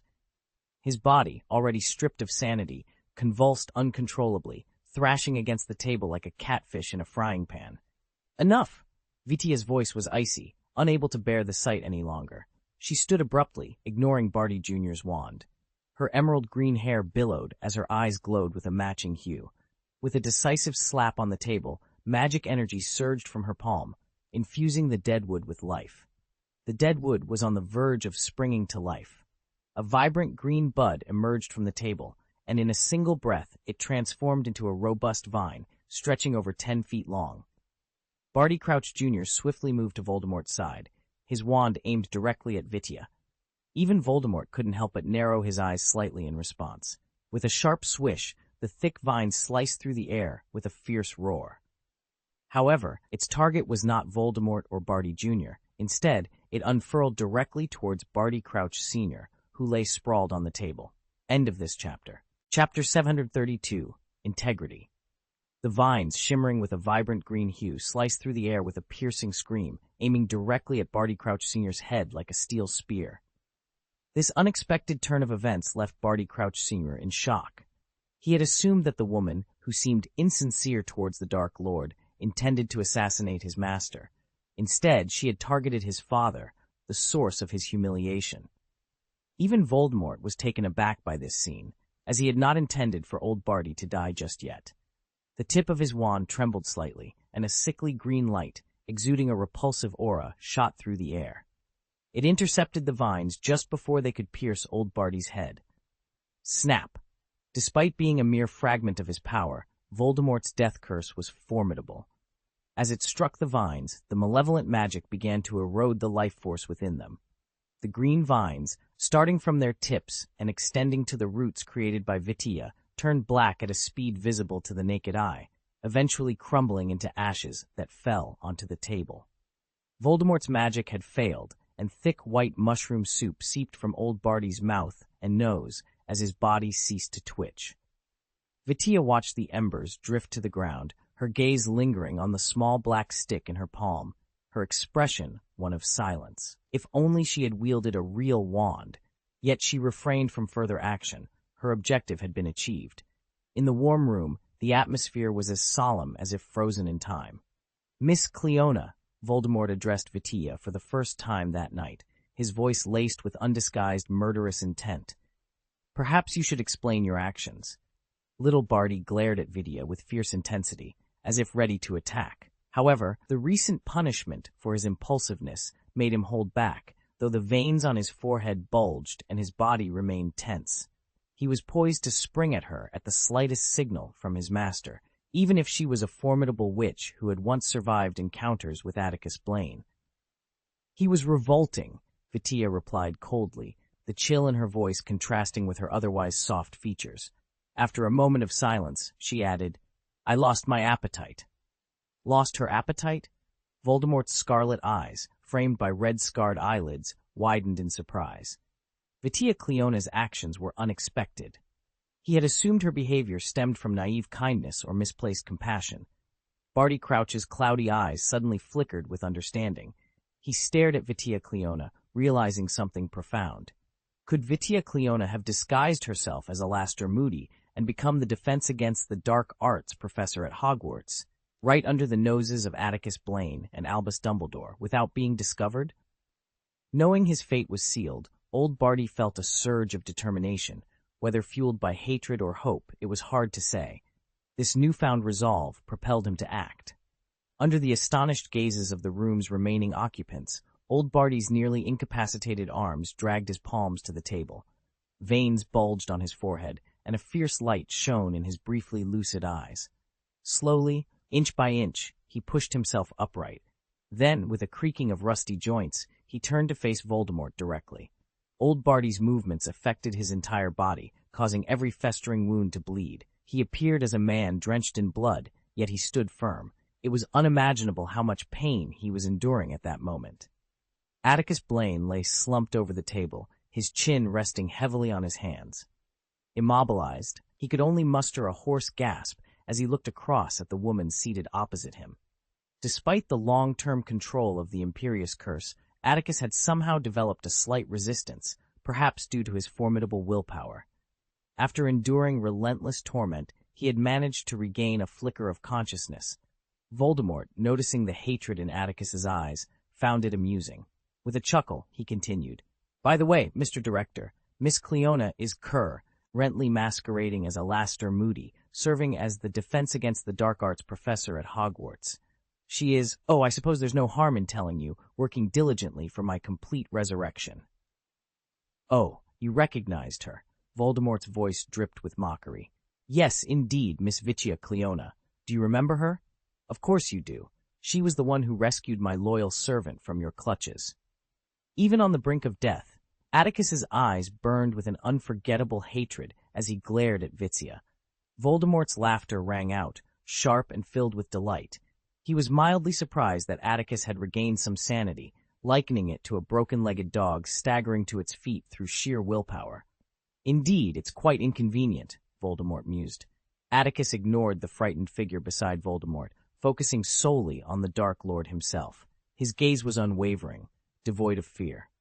Though he could no longer speak, Atticus managed a hoarse, mocking laugh, defying Voldemort with his expression. For a moment, Voldemort's snake-like eyes glowed red, and his hand tightened around his wand. Yet, he resisted the urge to act. "You seek death, don't you, Mr. Director?" Voldemort said softly. "You wish to escape torture by provoking me. But I won't be deceived. I'll ensure your death has meaning, Mr. Director. And now," turning to Barty Crouch Jr., Voldemort commanded, "I believe our director needs to reflect more deeply on his foolish actions." Atticus was roughly dragged away by his son. Behind the closed door, the sounds of breathless whimpering and an elf's pleading cries echoed. "The unpleasant rubbish has been dealt with, Miss Cleona," Voldemort said with a smile, turning to Vitia. "I trust you have an appetite now. Please, partake in our family dinner." Vitia finally picked up the silver fork and sat down. "Since I've mentioned Hogwarts, forgive my verbosity, Miss Cleona," Voldemort continued, his tone polite. "Is our plan proceeding smoothly?" Voldemort had summoned her tonight to address this very concern. "We signed the covenant under the witness of the twin snake staffs, Mr. Voldemort," Vitia replied, her voice steady. "You should trust your allies." After a long, penetrating gaze into her green eyes, Voldemort nodded, satisfied. The sky above the wilderness remained indistinct, blurring the line between day and night. Standing at the cave's entrance, Vitia paused, her hood still down, and gazed quietly at the sky. The cold wind howled through the wilderness, whipping her hair against her pale cheeks like a lash. Her clear and, at that moment, her pure eyes were filled with boundless confusion. The image of Atticus Blaine's face, adorned with a gentle smile, suddenly flashed in her mind. His penetrating lavender eyes seemed to gaze directly into her soul. Where should everything lead? Vitia lowered her head, and a single tear slipped from the corner of her eye. It crystallized into an ice bead in midair before vanishing into the soft snowflakes. End of this chapter. Chapter 733, The New School Year. Atticus Blaine had initially planned for Remus, Sirius, and Harry to leave the orphanage early the next morning to return to the wizarding world. However, they seemed to have reached a consensus and insisted on staying for one more day. Atticus assumed they wanted to inquire about Barty Crouch, but to his surprise, they asked no questions. Instead, they spent the extra day helping out at the orphanage, perhaps as a way to apologize for their unannounced visit. Despite their efforts, they did not stay for dinner. Before departing, Remus took the opportunity to discuss the challenges facing the alchemy workshop with Atticus. The United States also has a thriving magical civilization, Remus noted. Atticus, after listening to Remus's account, surmised that the Magical Congress of the United States of America had repeatedly questioned the safety of their products. It seemed the head of the relevant department had some interest in the workshop's profits. In business, such situations were not uncommon. In Europe, with Remus's promotion, the goblins had linked the alchemical items to Atticus, and his reputation was beneficial there. However, across the Atlantic in the United States, his influence was not as strong. "We can't abandon such a vast market," Atticus said thoughtfully. "Remus, when you apply for entry to the Magical Congress of the United States of America, please submit an entry application for me as well. I believe it's necessary for me to see it firsthand." Most of the ice castles, crafted between Phileas and Hagrid, were poorly shaped and lacked aesthetic appeal. Atticus could easily tell they were the work of young wizards. A storm was brewing, and darkness was on the horizon. Curiously, when newspapers mentioned the ice castle shaper, they only mentioned his name, omitting Dumbledore's. Listening to the conversation between Professor Blaine and Remus, Hermione pursed her lips, looking slightly displeased. Even during his time in the Muggle world, Atticus had been keeping up with the Daily Prophet. The harsh winter arrived swiftly and fiercely, only to recede slowly, like peeling layers from a cocoon. This year's Christmas vacation was the longest he had spent at the orphanage since graduating from Hogwarts.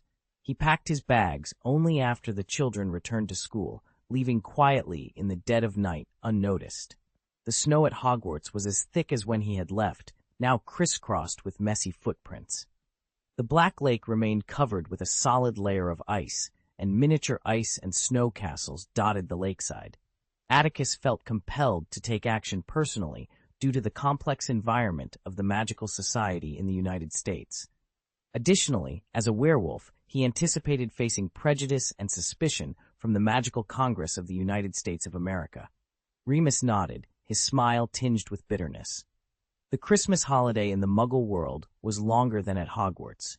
When Atticus returned to Hogwarts, the school year had already been underway for 4 days.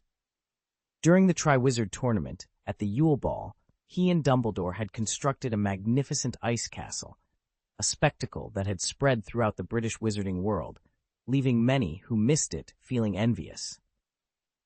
Professor Blaine's plan to visit the United States meant he would need to take a leave of absence in the first half of the year, missing classes once again. First, there was turmoil, and then war seemed inevitable. Neither Atticus Blaine nor Dumbledore was certain they could control the scale of the impending war. This conflict would inevitably spill over into the Muggle world. In the few remaining moments of peace, Atticus hoped to spend more time with the children and staff at Hogwarts. "It's no problem, Atticus. It's the best." This wasn't because Atticus had secretly given a substantial amount of gold to Mr. Guffey, the editor-in-chief of the Daily Prophet. Perhaps, after more than half a century, people had grown indifferent to Dumbledore's numerous achievements. I craved something new. The Daily Prophet recognized this and wrote extensively about Atticus. Following their exaggerated reports, wizards who thought they understood Atticus Blaine were once again astonished by his exceptional magical skills. During the Christmas vacation, in the book Transfiguration Today that Professor McGonagall sent him, nearly half of the articles were penned by renowned scholars in the wizarding world. They discussed, from various perspectives, the challenges of transforming such a magnificent ice castle and the incredible feats involved. Among these hot topics, his reputation in the magical world was set to rise even higher, something Atticus was pleased to see. These accolades would enhance his influence and his voice in the magical community. It was already midnight, and the Hogwarts campus was deserted. However, behind the dim windows of Beauxbaton's carriage and Durmstrang's ghost ship, the silhouettes of night watchmen occasionally flickered past. As Atticus stepped onto the marble stairs outside the foyer, he heard Professor McGonagall's angry voice. He quickly entered the foyer and found Professor McGonagall, clad in a purple nightgown and holding a stack of papers, reprimanding 2 second-year Hufflepuff students on the small platform on the second floor of the castle. Filch, with a smug expression, stood behind her, occasionally stroking the beard of Mrs. Norris, who was perched on his shoulder.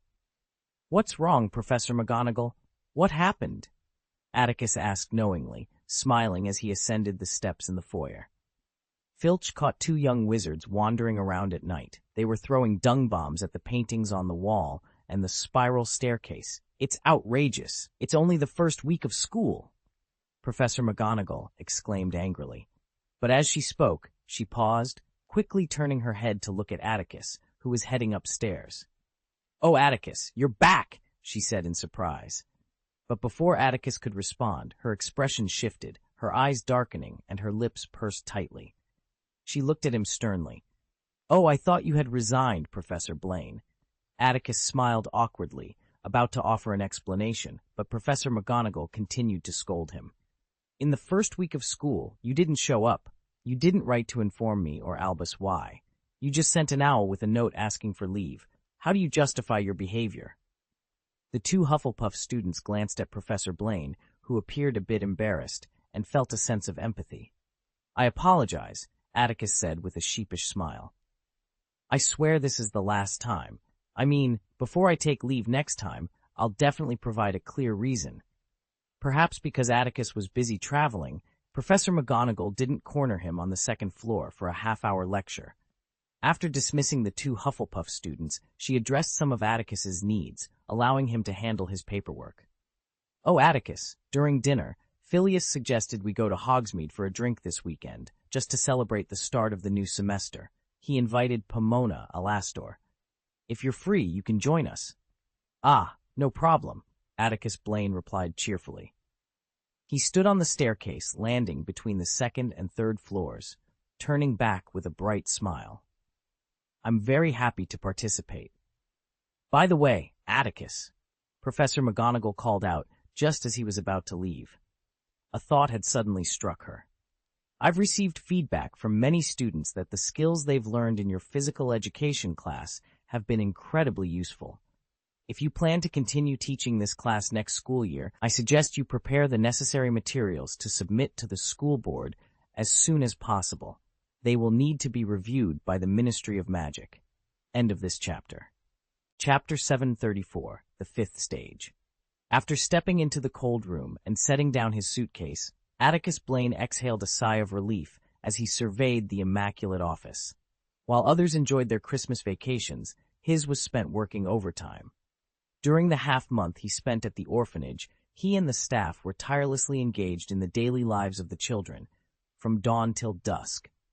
Even upon returning to Hogwarts, there were still numerous tasks awaiting him, though they were relatively less demanding physically. As expected, during his absence, letters from all over the world, primarily from European countries, had piled up into a small mountain on his bed, with some even scattered on the floor. Most of these were fan letters. Unlike Lockhart, Atticus wasn't overly concerned with responding to every fan letter. He would only select a few to reply to when he had spare time.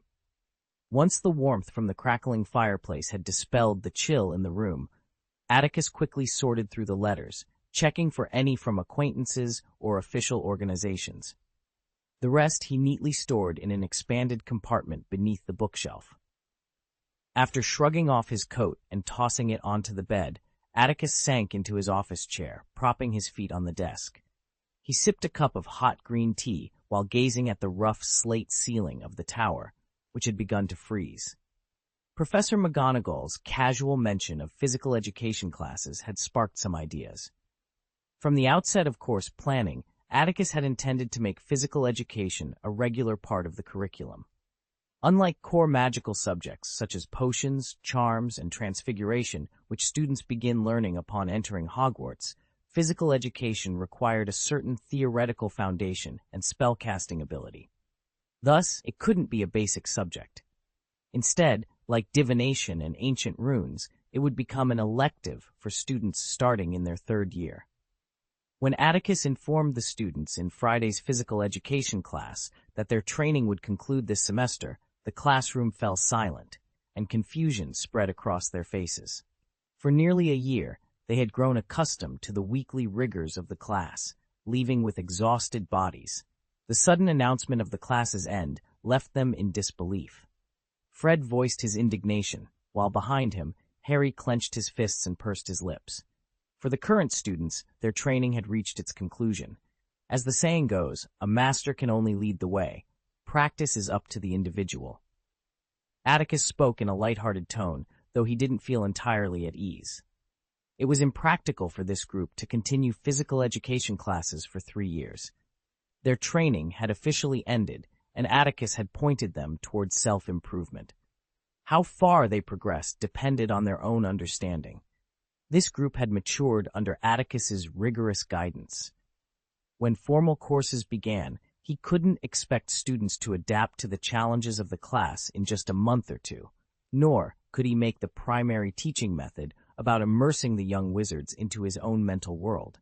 Instead, he extended the training time and controlled the intensity to ensure safety. These were emergency escape measures. "I'm afraid that's not my intention, Mr. Weasley," Atticus began, addressing Fred's outburst. From the start of the 3rd grade to the end of the 5th, it took 3 years to complete the entire physical education training process. The Owl's level exam was approaching, and Atticus Blaine was still undecided about whether to offer an advanced class in the future. A sensitive girl began to sob softly. "Are you giving up on us, Professor?" Physical education had become a staple at Hogwarts, and these young students were the first to graduate from his courses. Atticus looked at the students before him, their brows steady, exuding capability and courage. He remembered how 10 months ago they were exhausted after just 2 laps around the Quidditch pitch, and how they had wailed when hit by a large dung bomb. His expression softened. By then, the regular schedule for physical education classes would become much more humane. Atticus smiled and said, "Furthermore, even when the course ends, I hope you won't forget the skills you've mastered through many tests. I ask you to continue running after the course is over and return to this classroom every fortnight for sensitivity training. As for dueling skills, I will also conduct regular inspections. I'm not saying the course will end now, Mr. Weasley." After hearing Professor Blaine's words, the students felt reassured, though questions lingered in their minds. "Please, Miss Patil." In the small group of Ravenclaws, Padma Patil raised her hand. "Professor Blaine." Her eyes widened like black pearls. "What should we do now?" "That's a good question, Miss Patil." Atticus leaned against a desk, his gaze sweeping across the eager faces, and smiled lightly. "This class continues today. I believe each of you has noticed the changes within you." The students nodded, and Hufflepuff Hopkins whispered to Ernie beside him, "During the holidays, I managed to knock down my parents all by myself." Draco raised his head slightly, his gray eyes reflecting a hint of satisfaction. Since the start of the physical education class, he had written to his father about it. His father had warned him not to give up the course, regardless of what Professor Blaine taught, and instructed him to write a letter every month detailing his progress. Since they began learning theoretical dueling skills in the latter half of last year, his father had taken a keen interest. Sometimes, in his replies, he offered dueling advice and sent valuable books for study. Like Hopkins, during the Christmas vacation, Draco practiced dueling with his father at his father's request. The outcome of this competition thrilled him. Although he couldn't defeat his father, the man he had always seen as wise and powerful, his father couldn't defeat him either. After overturning several lawns in the garden, they finally gave up, panting. Draco grinned widely at his mother's shocked expression as she watched the duel to ensure he wasn't accidentally injured by his father. Incredible, incredible, Narcissa repeated, staring at Draco, who sat on the lawn, sweating profusely but unharmed, with disbelief. Is this all from Atticus Blaine's training? Draco nodded emphatically. Dear. Narcissa turned her gaze to her husband. Lucius resisted the urge to praise his son. His physical exertion was less because he spent most of the duel suppressing Draco, yet he failed to disarm him. Facing his wife's gaze, Lucius shook his head slightly, indicating he hadn't held back. He couldn't admit it, but he couldn't use Avada Kedavra or any dark magic on his son. I told you, Narcissa. Lucius placed his hand on the arm his wife offered, seemingly intentionally. Atticus Blaine pointed to the tattooed area beneath his sleeve and whispered something inaudible to Draco. Blaine is our retreat. Each of you has come to realize that you have changed. In this class, we have learned how to protect ourselves and how to manage conflicts with others. However, this does not mean you are invincible. It means you are equipped to handle dangers appropriately. In the upcoming sessions, during the 5th stage of physical education, I believe it's crucial for you to learn how to navigate and escape unfavorable environments. End of this chapter. Chapter 735. That's against the law. How to escape a bad situation. Atticus Blaine's voice resonated through the classroom as he paced back and forth in front of his students. Can anyone tell me how we might travel from one place to another instantly? The physical education class was particularly enthusiastic, with nearly 80% of the students eagerly raising their hands. Atticus selected Draco, who was seated at the front. Go ahead, Mr. Malfoy. Apparition, portkeys, and fireplaces, if you include them. Those are the most common methods, Professor Blaine, Draco replied confidently as he stood. Excellent. 5 points to Slytherin, Atticus acknowledged, gesturing for Draco to sit down. He then addressed the rest of the class. Does anyone need clarification on the methods Mr. Malfoy just mentioned? Astoria Greengrass, the youngest student present, hailed from a pure-blood family and was well-versed in magic. The other students, the youngest being in the 3rd grade, were expected to know these basic concepts. Harry nodded, indicating his understanding. Professor Blaine had been the one to introduce him to apparition, and he had experienced the fireplace at Ron's house. The portkey was something he encountered last summer while attending the Quidditch World Cup with the Weasleys and Hermione. Let's briefly discuss these 3 methods of quick escape, Atticus continued with a smile. If you had to choose, which method would you eliminate first? This time, fewer students raised their hands, but Hermione was the quickest. Miss Granger, please share your thoughts. Hermione stood, took a deep breath, and began, I would rule out the fireplace, Professor Blaine, because you need to have one available, and it must be connected to the flu network. In a dangerous situation, we wouldn't have time to apply to the Ministry of Magic. Many students nodded in agreement, but Atticus simply smiled and asked, and of the remaining 2, Miss Granger, which would you exclude? Portkey, Professor Blaine, Hermione replied promptly. According to the laws set by the Department of Magical Transport, using a portkey requires ministry authorization, which means there wouldn't be enough time to apply. Thank you, Miss Granger. Please take your seat, Atticus said with a smile. He forgot to award points to Gryffindor. George Weasley whispered to Hermione, who quickly turned and glared at him. I don't want you spreading what I'm about to say, Atticus warned, his unexpected words causing a brief shock among the students, followed by eager anticipation. If this gets out and the Ministry of Magic questions me, I'll deny everything. First, let's clarify the core of our discussion, Atticus prompted. Escape, came the enthusiastic response, led by Hufflepuff's Finn Reilly, which was echoed by the class. Very good, Atticus acknowledged, then turned his gaze to Hermione, who seemed to be pondering the situation. So, which is more important, escape or the law? The classroom fell silent, with many students like Hermione furrowing their brows. The question seemed straightforward, yet upon reflection, it was more complex. We're not debating right or wrong here, Atticus clarified, resuming his pacing. Let's simplify the scenario. Suppose you're pursuing a dark wizard. When you confront him, you realize you're outmatched. In such a case, would you choose to break the law to save your life? Are you truly worry-free? The responses varied. Most people would choose to save their lives in such a situation. However, some whispered, "I'd rather die than go to Azkaban." Atticus Blaine ignored the murmurs of the young wizards and continued, "Let me share my thoughts on these three methods of escape. First, there's apparition." Atticus gazed at the students, his expression slightly stern. Apparition is an incredibly convenient way to escape. It isn't monitored by the Ministry of Magic and is generally impossible to track. Only wizards with exceptionally advanced magical skills can trace your path through subtle clues, but such wizards are as rare as phoenix feathers. When you're in your 6th year, the Ministry will send instructors to Hogwarts to teach you this skill. By then, I hope you'll all have mastered it. He paused before continuing. Now let's discuss the drawbacks of apparition. Firstly, long-distance apparition consumes a significant amount of magical energy, which is not to be underestimated. Secondly, and most importantly, apparition is easily disrupted. A simple anti-apparition spell can block spatial information over a large area, making your destination unreachable. Even I, or Headmaster Dumbledore, cannot force our way through in such a situation without risking our lives. The windows rattled in the freezing wind, but the students remained focused. Next, the portkey. Its magic marks space differently from apparition, so anti-apparition spells don't affect it. It's flexible and convenient.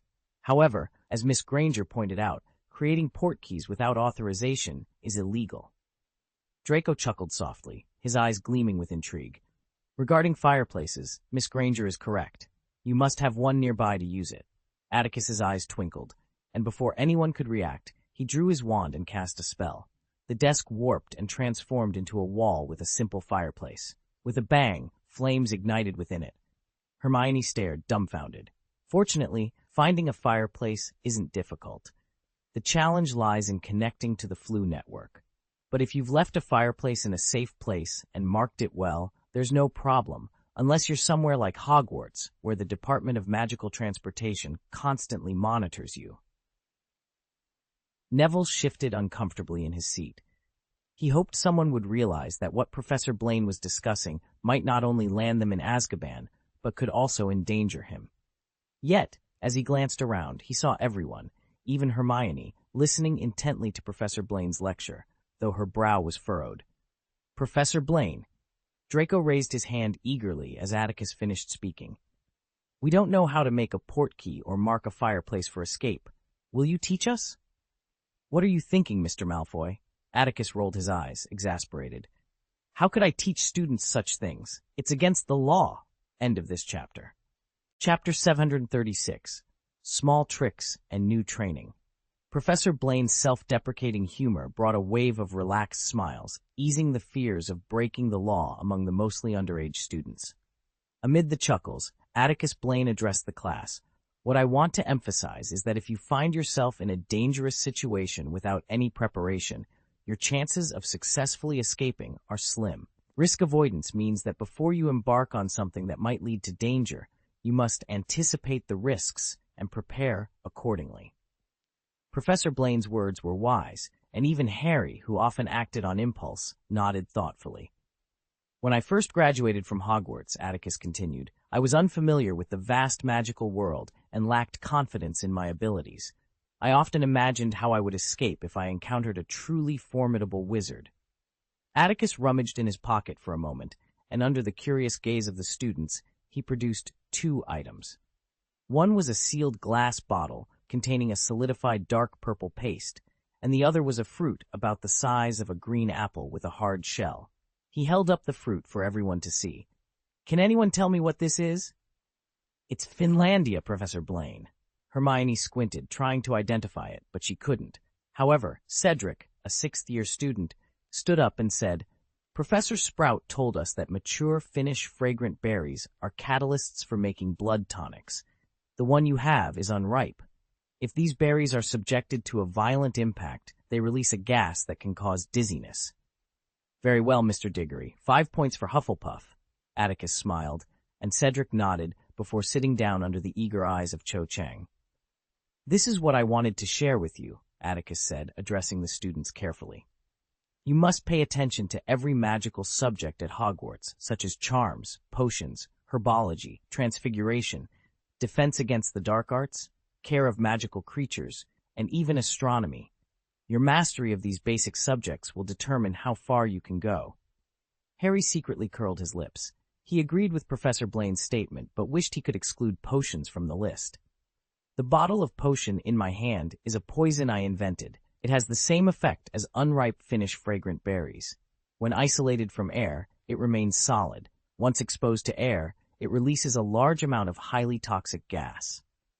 The desk shook slightly, and the students stared at the glass bottle in Professor Blaine's hand with horror, instinctively leaning back.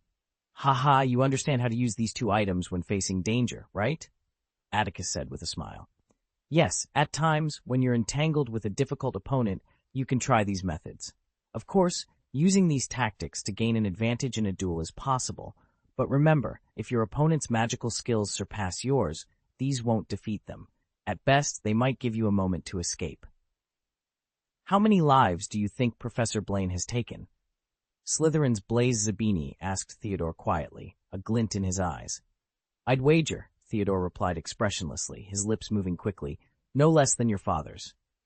"In the next theoretical lesson, I will share many similar tips with you, just like how to make a door key. I won't teach you how to craft these items, but I hope to spark your creativity."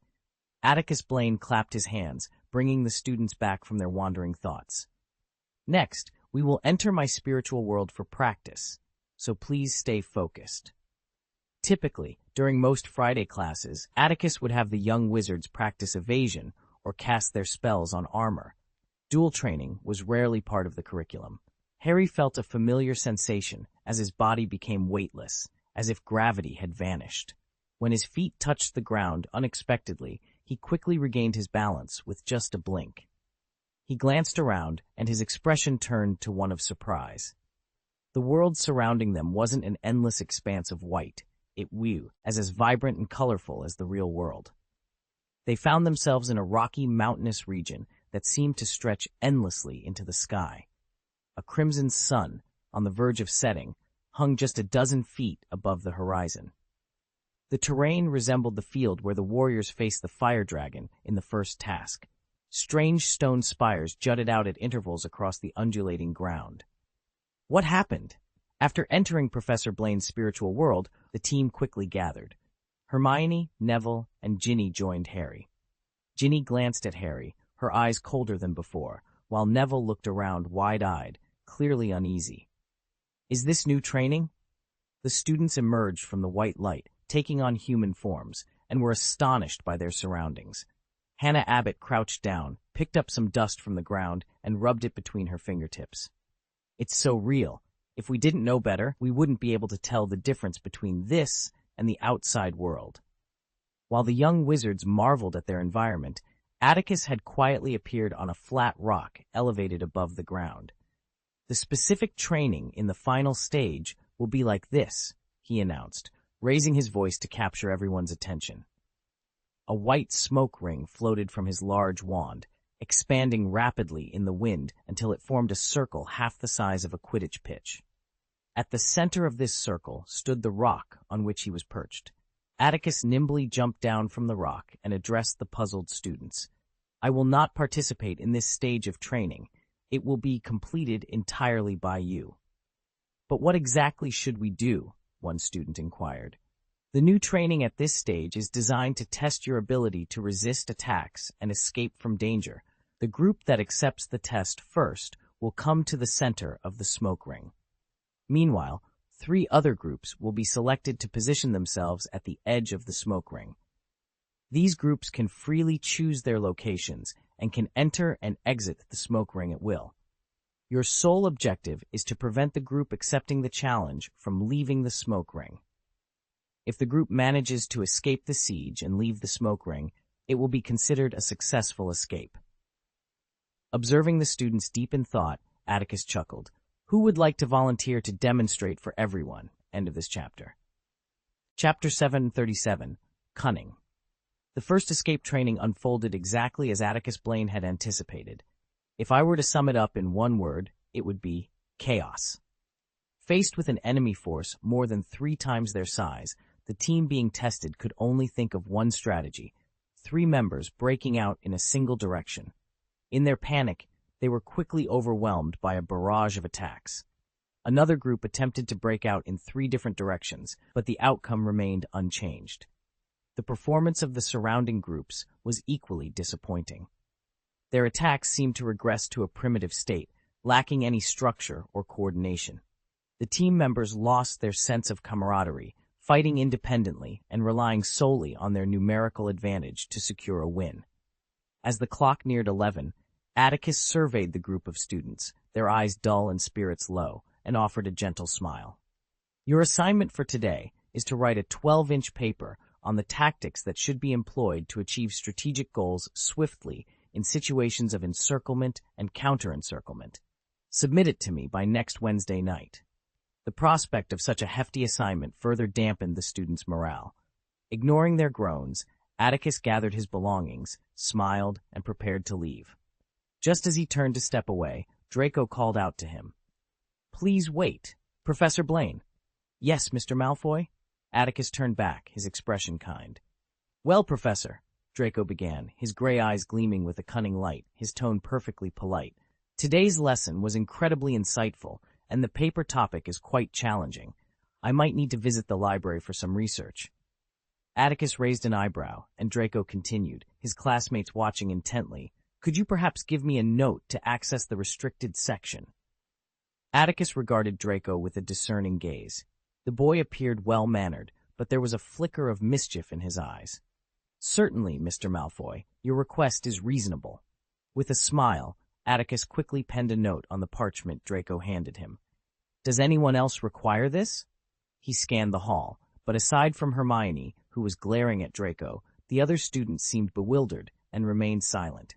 Atticus smirked slightly, said nothing more, and left swiftly, noting Draco's pleased expression. "Does anyone know what that little rascal Malfoy is up to?" Students began to file out of the classroom, many heading to the auditorium for lunch, while others returned to their dormitories. As the crowd thinned, Malfoy wore a smug expression, prompting George to ask impatiently once the Slytherin students reached their table. "Look at his smug face, like he's pulled one over on us," Fred chimed in, and their comments resonated with the group. "What's going on, Hermione?" Harry leaned in, sensing that Hermione might have some insight. His question reminded the Gryffindor students of Hermione's sharp intellect, and they all turned to her for an explanation. Malfoy asked Professor Blaine for permission to access the restricted section of the library. "It's unlikely he's just looking for paper materials," Hermione said, her demeanor now calm. "I suspect." Atticus Blaine wanted to explore the restricted section of the library to find a book that might detail how to create a portkey or a method to bypass the Department of Magical Transportation's surveillance and connect to a fireplace privately. "Can you really find that in the restricted section?" Neville exclaimed in surprise. "There's everything in the restricted section, Neville," Harry replied casually, recalling the assistance they had received from that part of the library over the years. However, he quickly became serious. "Malfoy plans to get a portkey and access the fireplace secretly. Isn't he worried about being discovered by the Ministry of Magic? Malfoy's father spends a fortune in gold galleons on those greedy politicians every year." "I doubt he cares at all," Fred said angrily, then rolled his eye. "Oh, that despicable, cunning guy, he's probably figured it out." "Figured out what?" Harry asked immediately. "Of course, Professor Blaine," George said matter-of-factly. "Professor Blaine told us about these methods, which means he might have used them before. I mean, before he became famous. But Professor Blaine never had the study abroad experience in Azkaban, right? So the Ministry shouldn't be able to monitor these measures." Harry's green eyes flashed with emotion as he considered sneaking into the restricted section with his invisibility cloak. "Think about Professor Blaine's last question," Li Chowdon said, sharing Harry's thoughts. "He's probably waiting for us to ask him for a note. Oh, what a cunning way to do it." The topic of whether to break the law to create escape routes in times of danger was too sensitive. Even the bold Gryffindor students hesitated to discuss it openly. Everyone had their own plans, and Harry was torn. He already had a questionable record with the Ministry of Magic. Before his second year, Dobby had used a levitation spell in his bedroom, resulting in a warning from the Ministry. Before his third year, he had inflated his aunt, and the Ministry caught him red-handed. Although Fudge dismissed these as minor issues, if he broke the law again, there was no way the Ministry would allow him to take his wand into Azkaban to face those dreadful Dementors. He remembered the look on Sirius's face whenever Azkaban was mentioned. As they entered the Great Hall, the Gryffindor students dispersed. It was still early, so not many people were there for lunch, and the hall was relatively quiet. Ron was sitting with Lavender near the entrance, chatting and laughing. When he saw Harry and the others, he stood up in a panic and walked towards them, not even saying goodbye to Lavender. Harry frowned slightly and glanced at Hermione. However, Hermione, who was also watching Ron, appeared calm and unaffected. Harry's frown deepened, and he wondered why he felt the need to observe Hermione's reaction. "What were you talking about just now? I saw you standing in the hall for a long time. Is there something interesting in physical education class?" Ron asked, his ears turning red with embarrassment. "We'll talk about it later, Ron," Hermione interjected, knowing it wasn't appropriate to discuss today's lesson in public. She wanted to prevent Harry from accidentally revealing too much. Lavender had turned to chat with Parvati, and Harry, Hermione, and Ron returned to their usual seats. Hermione opened her school bag and took out the book Sirius had given her, engrossing herself in it while nibbling on a pie, her eyes absorbed in the text. Atticus Blaine tried to extricate himself from the awkward silence. "How's the book?" he asked, glancing at Hermione. He always felt she shouldn't be so composed, especially current awkwardness seemed more fitting. Squinting at Hermione, he searched for a random topic to break the tension. "It's quite fascinating," Hermione replied, her voice barely above a mutter. "This book is a travel diary written by one of Sirius's ancestors who journeyed around the world 2 centuries ago. It details how Mr. Black managed to resolve various crises he encountered. Right now, I'm reading about his time in India and his interactions with the people there. The wizard had a conflict, was bitten by a venomous snake, and cursed. I'm eager to see how he overcomes these challenges." Hermione's eyes grew more focused as she spoke. Atticus opened his mouth to say something, but hesitated, knowing full well that interrupting Hermione again might provoke her ire. Meanwhile, Ron sat across from them, eating with his head down, clearly trying to avoid the situation. Atticus blinked and pursed his lips, feeling his interest wane for a moment. End of this chapter. Chapter 738, How to War. Although the delightful Christmas vacation had come to an end, the students were still under its lingering spell.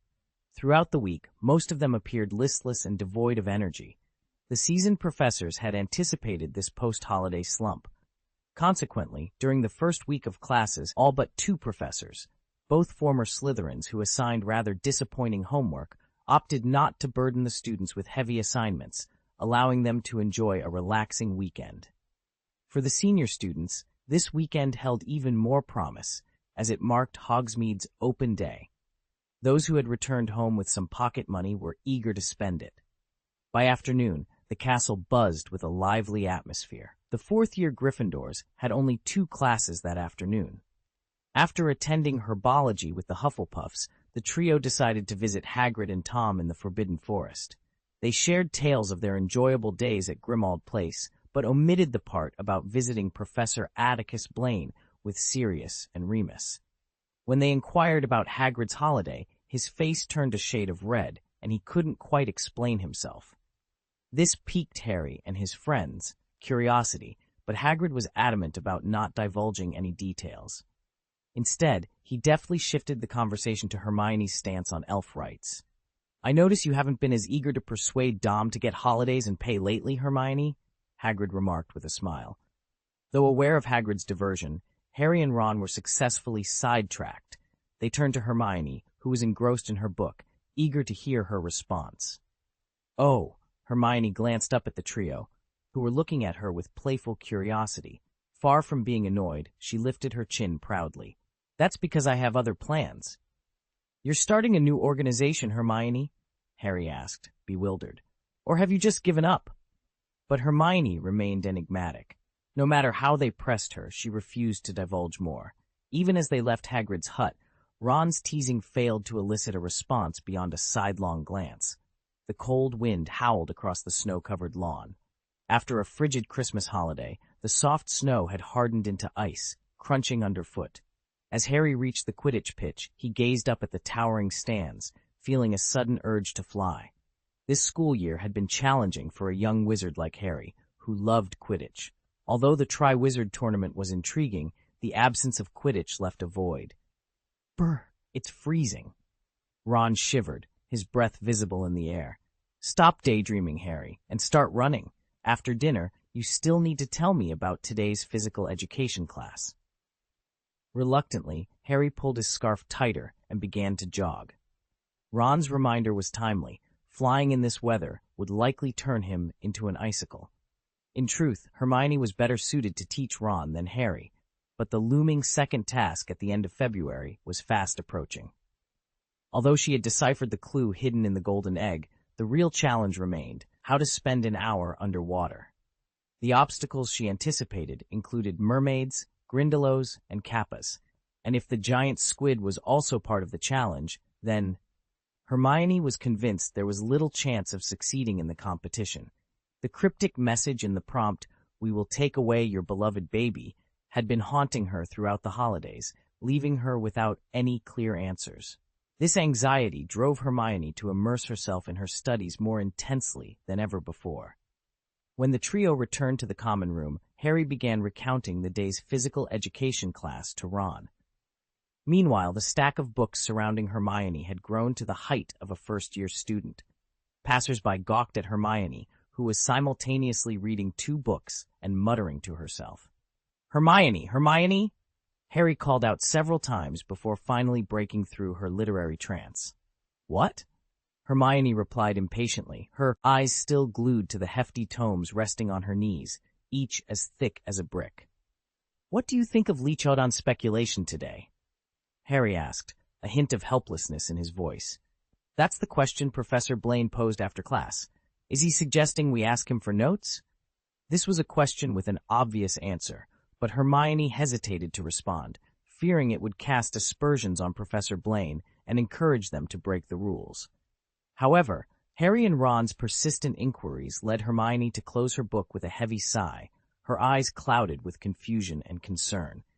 Instead of answering Harry's question, she furrowed her brow and softly said, "What I'm more curious about are these dueling trainings given by Professor Blaine. Haven't you ever found them strange, Harry?" "What?" Harry and Ron exchanged puzzled glances before Harry pressed for more information.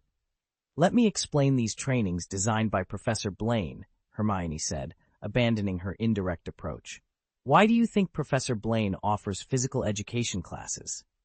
"Well," Harry began, recalling, "Professor Blaine once said it was to teach us systematic dueling skills, to give us the ability to protect ourselves." "But that's the issue, Harry," Hermione exclaimed, her voice urgent. "Yes, he said it was for self-protection, but look at the trainings he's designed. Yet from the first half of the semester, he officially started teaching us these after dueling skills." A serious glint appeared in Hermione's brown eyes. "He asked us to form teams, and all training should be conducted as a team. Understand, Harry, a duel is between 2 wizards, not a team. Suppose we encounter danger outside school after graduation. We can't always be together, right?" As Harry's features tightened with realization and Ron remained bewildered yet alarmed by her tone, Hermione continued, "Perhaps you didn't notice, Harry, but Professor Blaine introduced a new training method today. He claimed it was about escaping adverse situations, but the plan involved 1 team escaping and 3 teams encircling and suppressing. This isn't about self-protection or dueling." "What exactly are you trying to say, Hermione?" Harry finally asked, unable to contain his curiosity. "I'm thinking," Hermione hesitated, avoiding Harry and Ron's eyes. "Maybe, just maybe, he's training us for war." End of this chapter. Chapter 739. Donation, Training, and War. Victory? The conversation between Harry, Ron, and Hermione came to an abrupt halt. Both Harry and Ron's mouths fell open, their expressions turning to one of horror, as if they had been doused with a bucket of ice water. "Oh, of course!" Hermione stammered, looking at the two of them with a hint of panic. Her words had implied something as grave as accusing a professor of secretly using young wizards as soldiers to train an army. This was far more serious than merely suggesting that students could be trained for battle when the time was right. Breaking the law in such a clandestine manner was exponentially more severe. "This is just my nonsense. Pretend you didn't hear it," Hermione insisted, glaring at them. But it was impossible to pretend they hadn't heard anything. Harry's eyes narrowed, the coldness in his veins transforming into a burning heat. He didn't fully grasp the weight of Hermione's accusation, but his heart pounded with a relentless rhythm. "You mean, Hermione?" Harry leaned in closer, lowering his voice. "Professor Blaine might be like Professor Dumbledore. He might have realized long ago that Voldemort will return, and he wants to train us to fight Voldemort and the Death Eaters." "Don't say that name here, Harry." Hermione shuddered, glaring at him angrily. She regretted sharing her suspicions without any evidence. "That's impossible, isn't it?" Ron chuckled nervously, though his stiff expression betrayed his unease. "Even the Minister of Magic can't order a group of underage wizards to fight Death Eaters and the Dark Lord. What we should be doing is studying at Hogwarts. Dealing with dark wizards is the Ministry of Magic's job." Harry leaned back, acknowledging the logic in Ron's words. It was indeed unlikely that Professor Blaine would send them to the battlefield. No one would support such an idea, least of all Professor Dumbledore. Yet, Harry bit his lip, feeling a twinge of disappointment. "Stop imagining things, Harry," Ron said, his pale face accentuating the scars on his nose. "Remember what we saw at the orphanage during the holidays? Professor Blaine was privately caring for a group of homeless Muggle children. He wouldn't send Hogwarts students to fight the Death Eaters. That would be suicide." Harry remained silent, his expression unconvinced. He knew Voldemort's followers were ruthless, and he couldn't face them alone. But Ron hadn't witnessed the power of their teamwork. If he had, he might not be so dismissive. "Oh, speaking of the orphanage, I almost forgot," Hermione suddenly exclaimed. Under the puzzled gazes of Harry and Ron, she began gathering the books scattered on the sofa, preparing to leave. "At least explain one thing clearly," Ron said, rolling his eyes. "Right," Hermione replied, raising her eyebrows. "I have some clothes that are still in good condition, but don't fit me anymore. I plan to send them to the orphanage. My parents and I wrote to them, though I didn't mention Professor Blaine. I just said it's where a friend from school grew up. I asked my parents to pack the clothes and send them using Muggle methods. They agreed, and are even considering donating some money to the orphanage." Harry and Ron exchanged surprised glances. "But Professor Blaine doesn't allow it." Harry's green eyes flashed with curiosity. Atticus Blaine was filled with emotion. He thought Hermione's idea was brilliant, yet he had some reservations. Sirius and Remus had planned something similar, but Hermione seemed to anticipate his concern, smiling with a hint of mischief. "Oh, Professor Blaine rejected Sirius and Remus because they intended to donate gold galleons to a Muggle orphanage, which isn't allowed. My parents are Muggles, so it's perfectly reasonable for me to donate through normal Muggle channels, right?" Hermione struggled to gather a pile of books, smiling as she continued. "And I'm just donating some old clothes. It's no big deal, right? I'm afraid the school's owls can't handle such a large package. Tomorrow is Hogsmeade Day, so I can use the post office there. Conveniently, I've been notified that some packages of mine have arrived." It wasn't until Hermione's trembling figure disappeared down the stairs of the girls' dormitory that Harry and Ron exchanged glances. "Wow." The silence lingered for a moment before the two boys leapt from the sofa in unison, rushing to their dormitories. "I really don't understand how her brain works so well," Ron exclaimed in frustration. "I didn't think of it at all." "You should be used to it by now, Ron. She's Hermione," Harry panted as he climbed the stairs. "Most of my old clothes are Dudley's, but I have a few at Hogwarts. It doesn't matter. I can buy some new ones in Hogsmeade tomorrow, and maybe pick up some sweets at Honeyduke's." "I'm afraid I don't have enough money for sweets for those kids, Harry," Ron lamented. "But when it comes to old clothes, I have plenty. They're all hand-me-downs from Bill, Charlie, Percy, Fred, and George. They're at home, though. I'll write to my mum. The only ones here are the sweaters she knitted and that old dress. I'd gladly donate it if anyone else would wear it. On the first weekend of school, the cold wind howling through the mountains and over the black waters finally subsided. For the first time in nearly half a month, pale golden sunlight broke through the clouds, casting a soft glow on the earth. The light reflected off the wet snow, giving everything a pale hue. Although the wind had died down, the melting snow made the air feel even colder. However, this did not dampen the enthusiasm of the young wizards. They waited eagerly at the large iron gate for Filch to verify the list of students allowed to leave the school. The students formed a long line, but Filch dared not make the two vice principals, the college deans, and the Defense Against the Dark Arts professor queue with the young wizards. As he checked the list with a stern expression, he greeted these individuals with a fawning smile. The melting snow made the road slippery and treacherous. By the time Atticus and his group reached the village of Hogsmeade, Professor Flitwick's trousers were nearly soaked through, and Professor Sprout, who had been supporting him, was panting with exhaustion. "Merlin's beard," Professor Flitwick exclaimed, pulling out his wand to clean his muddy trousers. "Isn't anyone maintaining this road?" "This is precisely where we fall short compared to Muggles," Atticus remarked, releasing Professor Moody's arm. Navigating such a path with a cane was even more challenging than it was for Professor Flitwick. Decades are enough for Muggles to build a magnificent city on a wasteland. As they pushed open the door to the three broomsticks, Atticus sent away the enchanting bar owner who eyed him eagerly, saying, casually, Atticus Blaine remarked, "For centuries, no one has considered improving the infrastructure projects that are integral to the lives of wizards. Honestly, wizards are eager for change."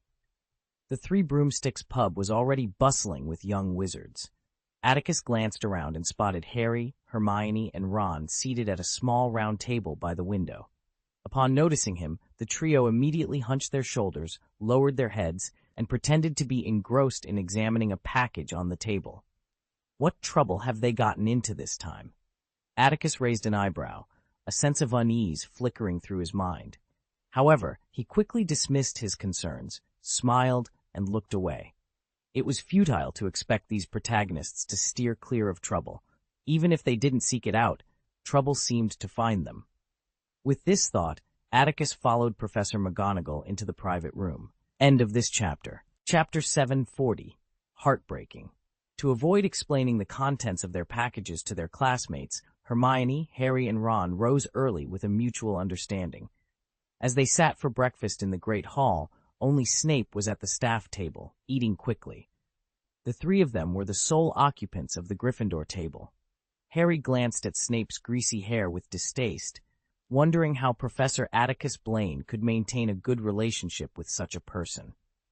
Sensing Harry's malicious gaze, Snape paused and looked at him expressionlessly. Before Snape could catch his contemptuous look, Harry quickly lowered his head, pretending to focus on the bacon on his plate. He wasn't afraid of Snape, but with plans to visit Hogsmeade later for something meaningful, he didn't want to provoke Snape at this moment. The path, unused throughout the Christmas holiday, was covered with a layer of melting ice and snow. Each step mixed snow with mud, enough to cover their feet. "We should be smarter, shouldn't we?" Ron remarked, breathless. His old clothes had been sent home, leaving him with nothing to give to the children at the orphanage, so he naturally helped Hermione carry her parcel. As they emerged from the woods and gazed at the endless fields stretching away from Hogsmeade Village, Ron continued, "We didn't need to take this path at all. The secret passage of the hunchbacked witch on the 4th floor would have been a better choice." "Oh," Harry, also struggling with his package, glared at Ron. "That's right, Ron. But you reminded me a little too late. Why didn't you wait until we reached Hogsmeade to mention it?" Hermione, wrapped in her cloak, listened to Harry and Ron's banter, glanced back at them, and giggled. With Ron and Harry sharing her load, she had the easiest time. Suddenly, 2 more students emerged from the dim forest they had just passed. The pair, holding hands, caught Hermione's attention. She squinted, took a closer look, and softly exclaimed, "What?" Harry stopped, alert, and turned to look back. His expression immediately turned blank. It's that idiot Diggory and his partner from the ball. Who's that girl? Ron, intrigued by Harry and Hermione's odd behavior, turned to look as well. That's Cho Chang from Ravenclaw, a year above us, Hermione said softly. She glanced at Harry's retreating back with sympathy and tugged on Ron's sleeve. Come on, Ron. I don't want to explain what our packages are for, but things rarely go as planned. Cedric and Cho Chang noticed them too. Before Cho could stop him, Cedric waved and called out cheerfully, "Hey, wait!" He took Cho's hand and, despite her slight embarrassment, hurried forward. Confused as to why the three Gryffindors ignored his greeting, Cedric quickened his pace. The packages on Harry and Ron's shoulders slowed them down. When Cedric's shout was only 30 feet behind, even Harry couldn't pretend not to hear it. He stopped, waiting for Cedric to catch up, his expression dull as he avoided looking at the pair, pretending instead to admire the scenery. The snowy field stretched out before them, the cold air biting at their cheeks. "Oh, good morning," Cedric greeted, pulling his muddy boots from the snow and giving them a quick kick. He nodded and smiled at the trio, oblivious to Cho Chang's uneasy expression beside him. Ron merely shrugged, unfamiliar with Cedric, as they had never exchanged words.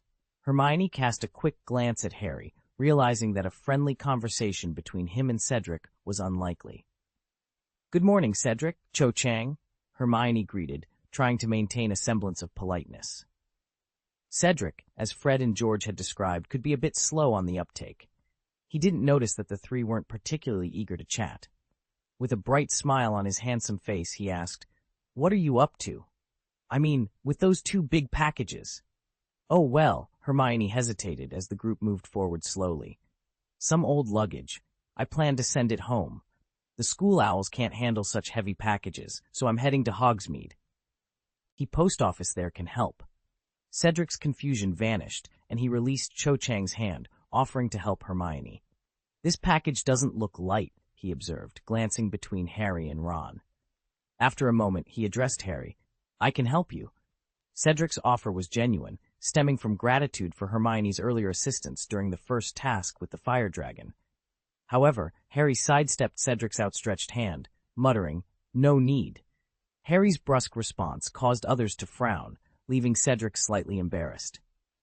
"Oh, Harry can handle it," Hermione interjected, aware of the underlying tension. Only she and Cho Chang understood Harry's cold demeanor. Cho Chang's cheeks flushed, though it was unclear if it was from anger or shyness. Hermione sighed inwardly, attempting to shift the conversation. "Are you, planning to go to Hogsmeade?" she asked awkwardly, struggling to find a suitable topic.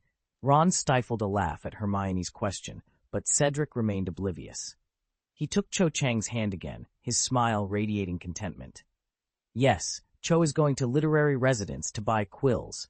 We're planning to visit Pootafoot's tea house afterward." "Pootafoot's tea house?" Ron echoed, puzzled. "Is there such a place in Hogsmeade?" "It's in the alley behind the Three Broomsticks," Hermione replied automatically. "I heard Lavender say it's a nice spot for couples to date. It's very quiet, good for chatting." Realizing her slip, Hermione quickly tried to recover, but the damage was done. Harry's expression tightened, and he felt an urge to toss his package, and Cedric, into the nearby ditch. Ron, meanwhile, seemed intrigued by the idea, nodding thoughtfully. "Well, see you later," Cedric said, oblivious to the tension. The journey was indeed torturous, each person lost in their own thoughts. Cedric chatted enthusiastically with Hermione about their recent physical education class, while Hermione could only nod in response, her mind elsewhere. With an increasingly unfriendly look in his eyes, Jang forced himself to continue the conversation. Finally, they arrived at Hogsmeade. Cedric waved to them and led Cho Chang in the opposite direction. Harry, who had been silent throughout the journey, couldn't help but glance at Cho Chang. He thought he was being discreet, but Cho quickly noticed and turned her head away, seemingly startled. Harry pursed his lips, suddenly feeling a wave of depression. "Shall we?" Ron began, his eyes filled with eagerness as he watched Cedric and Cho Chang walk away. "We could go to Patty's tea house later. It might be interesting." "Come on, Weasley," Harry said, his face expressionless as he strode purposefully toward Honeydukes. Hermione watched him go, her eyes full of sympathy. She sighed, knowing her suggestion had been dismissed, while Ron, still a bit reluctant, hurried to catch up with Harry. End of this chapter.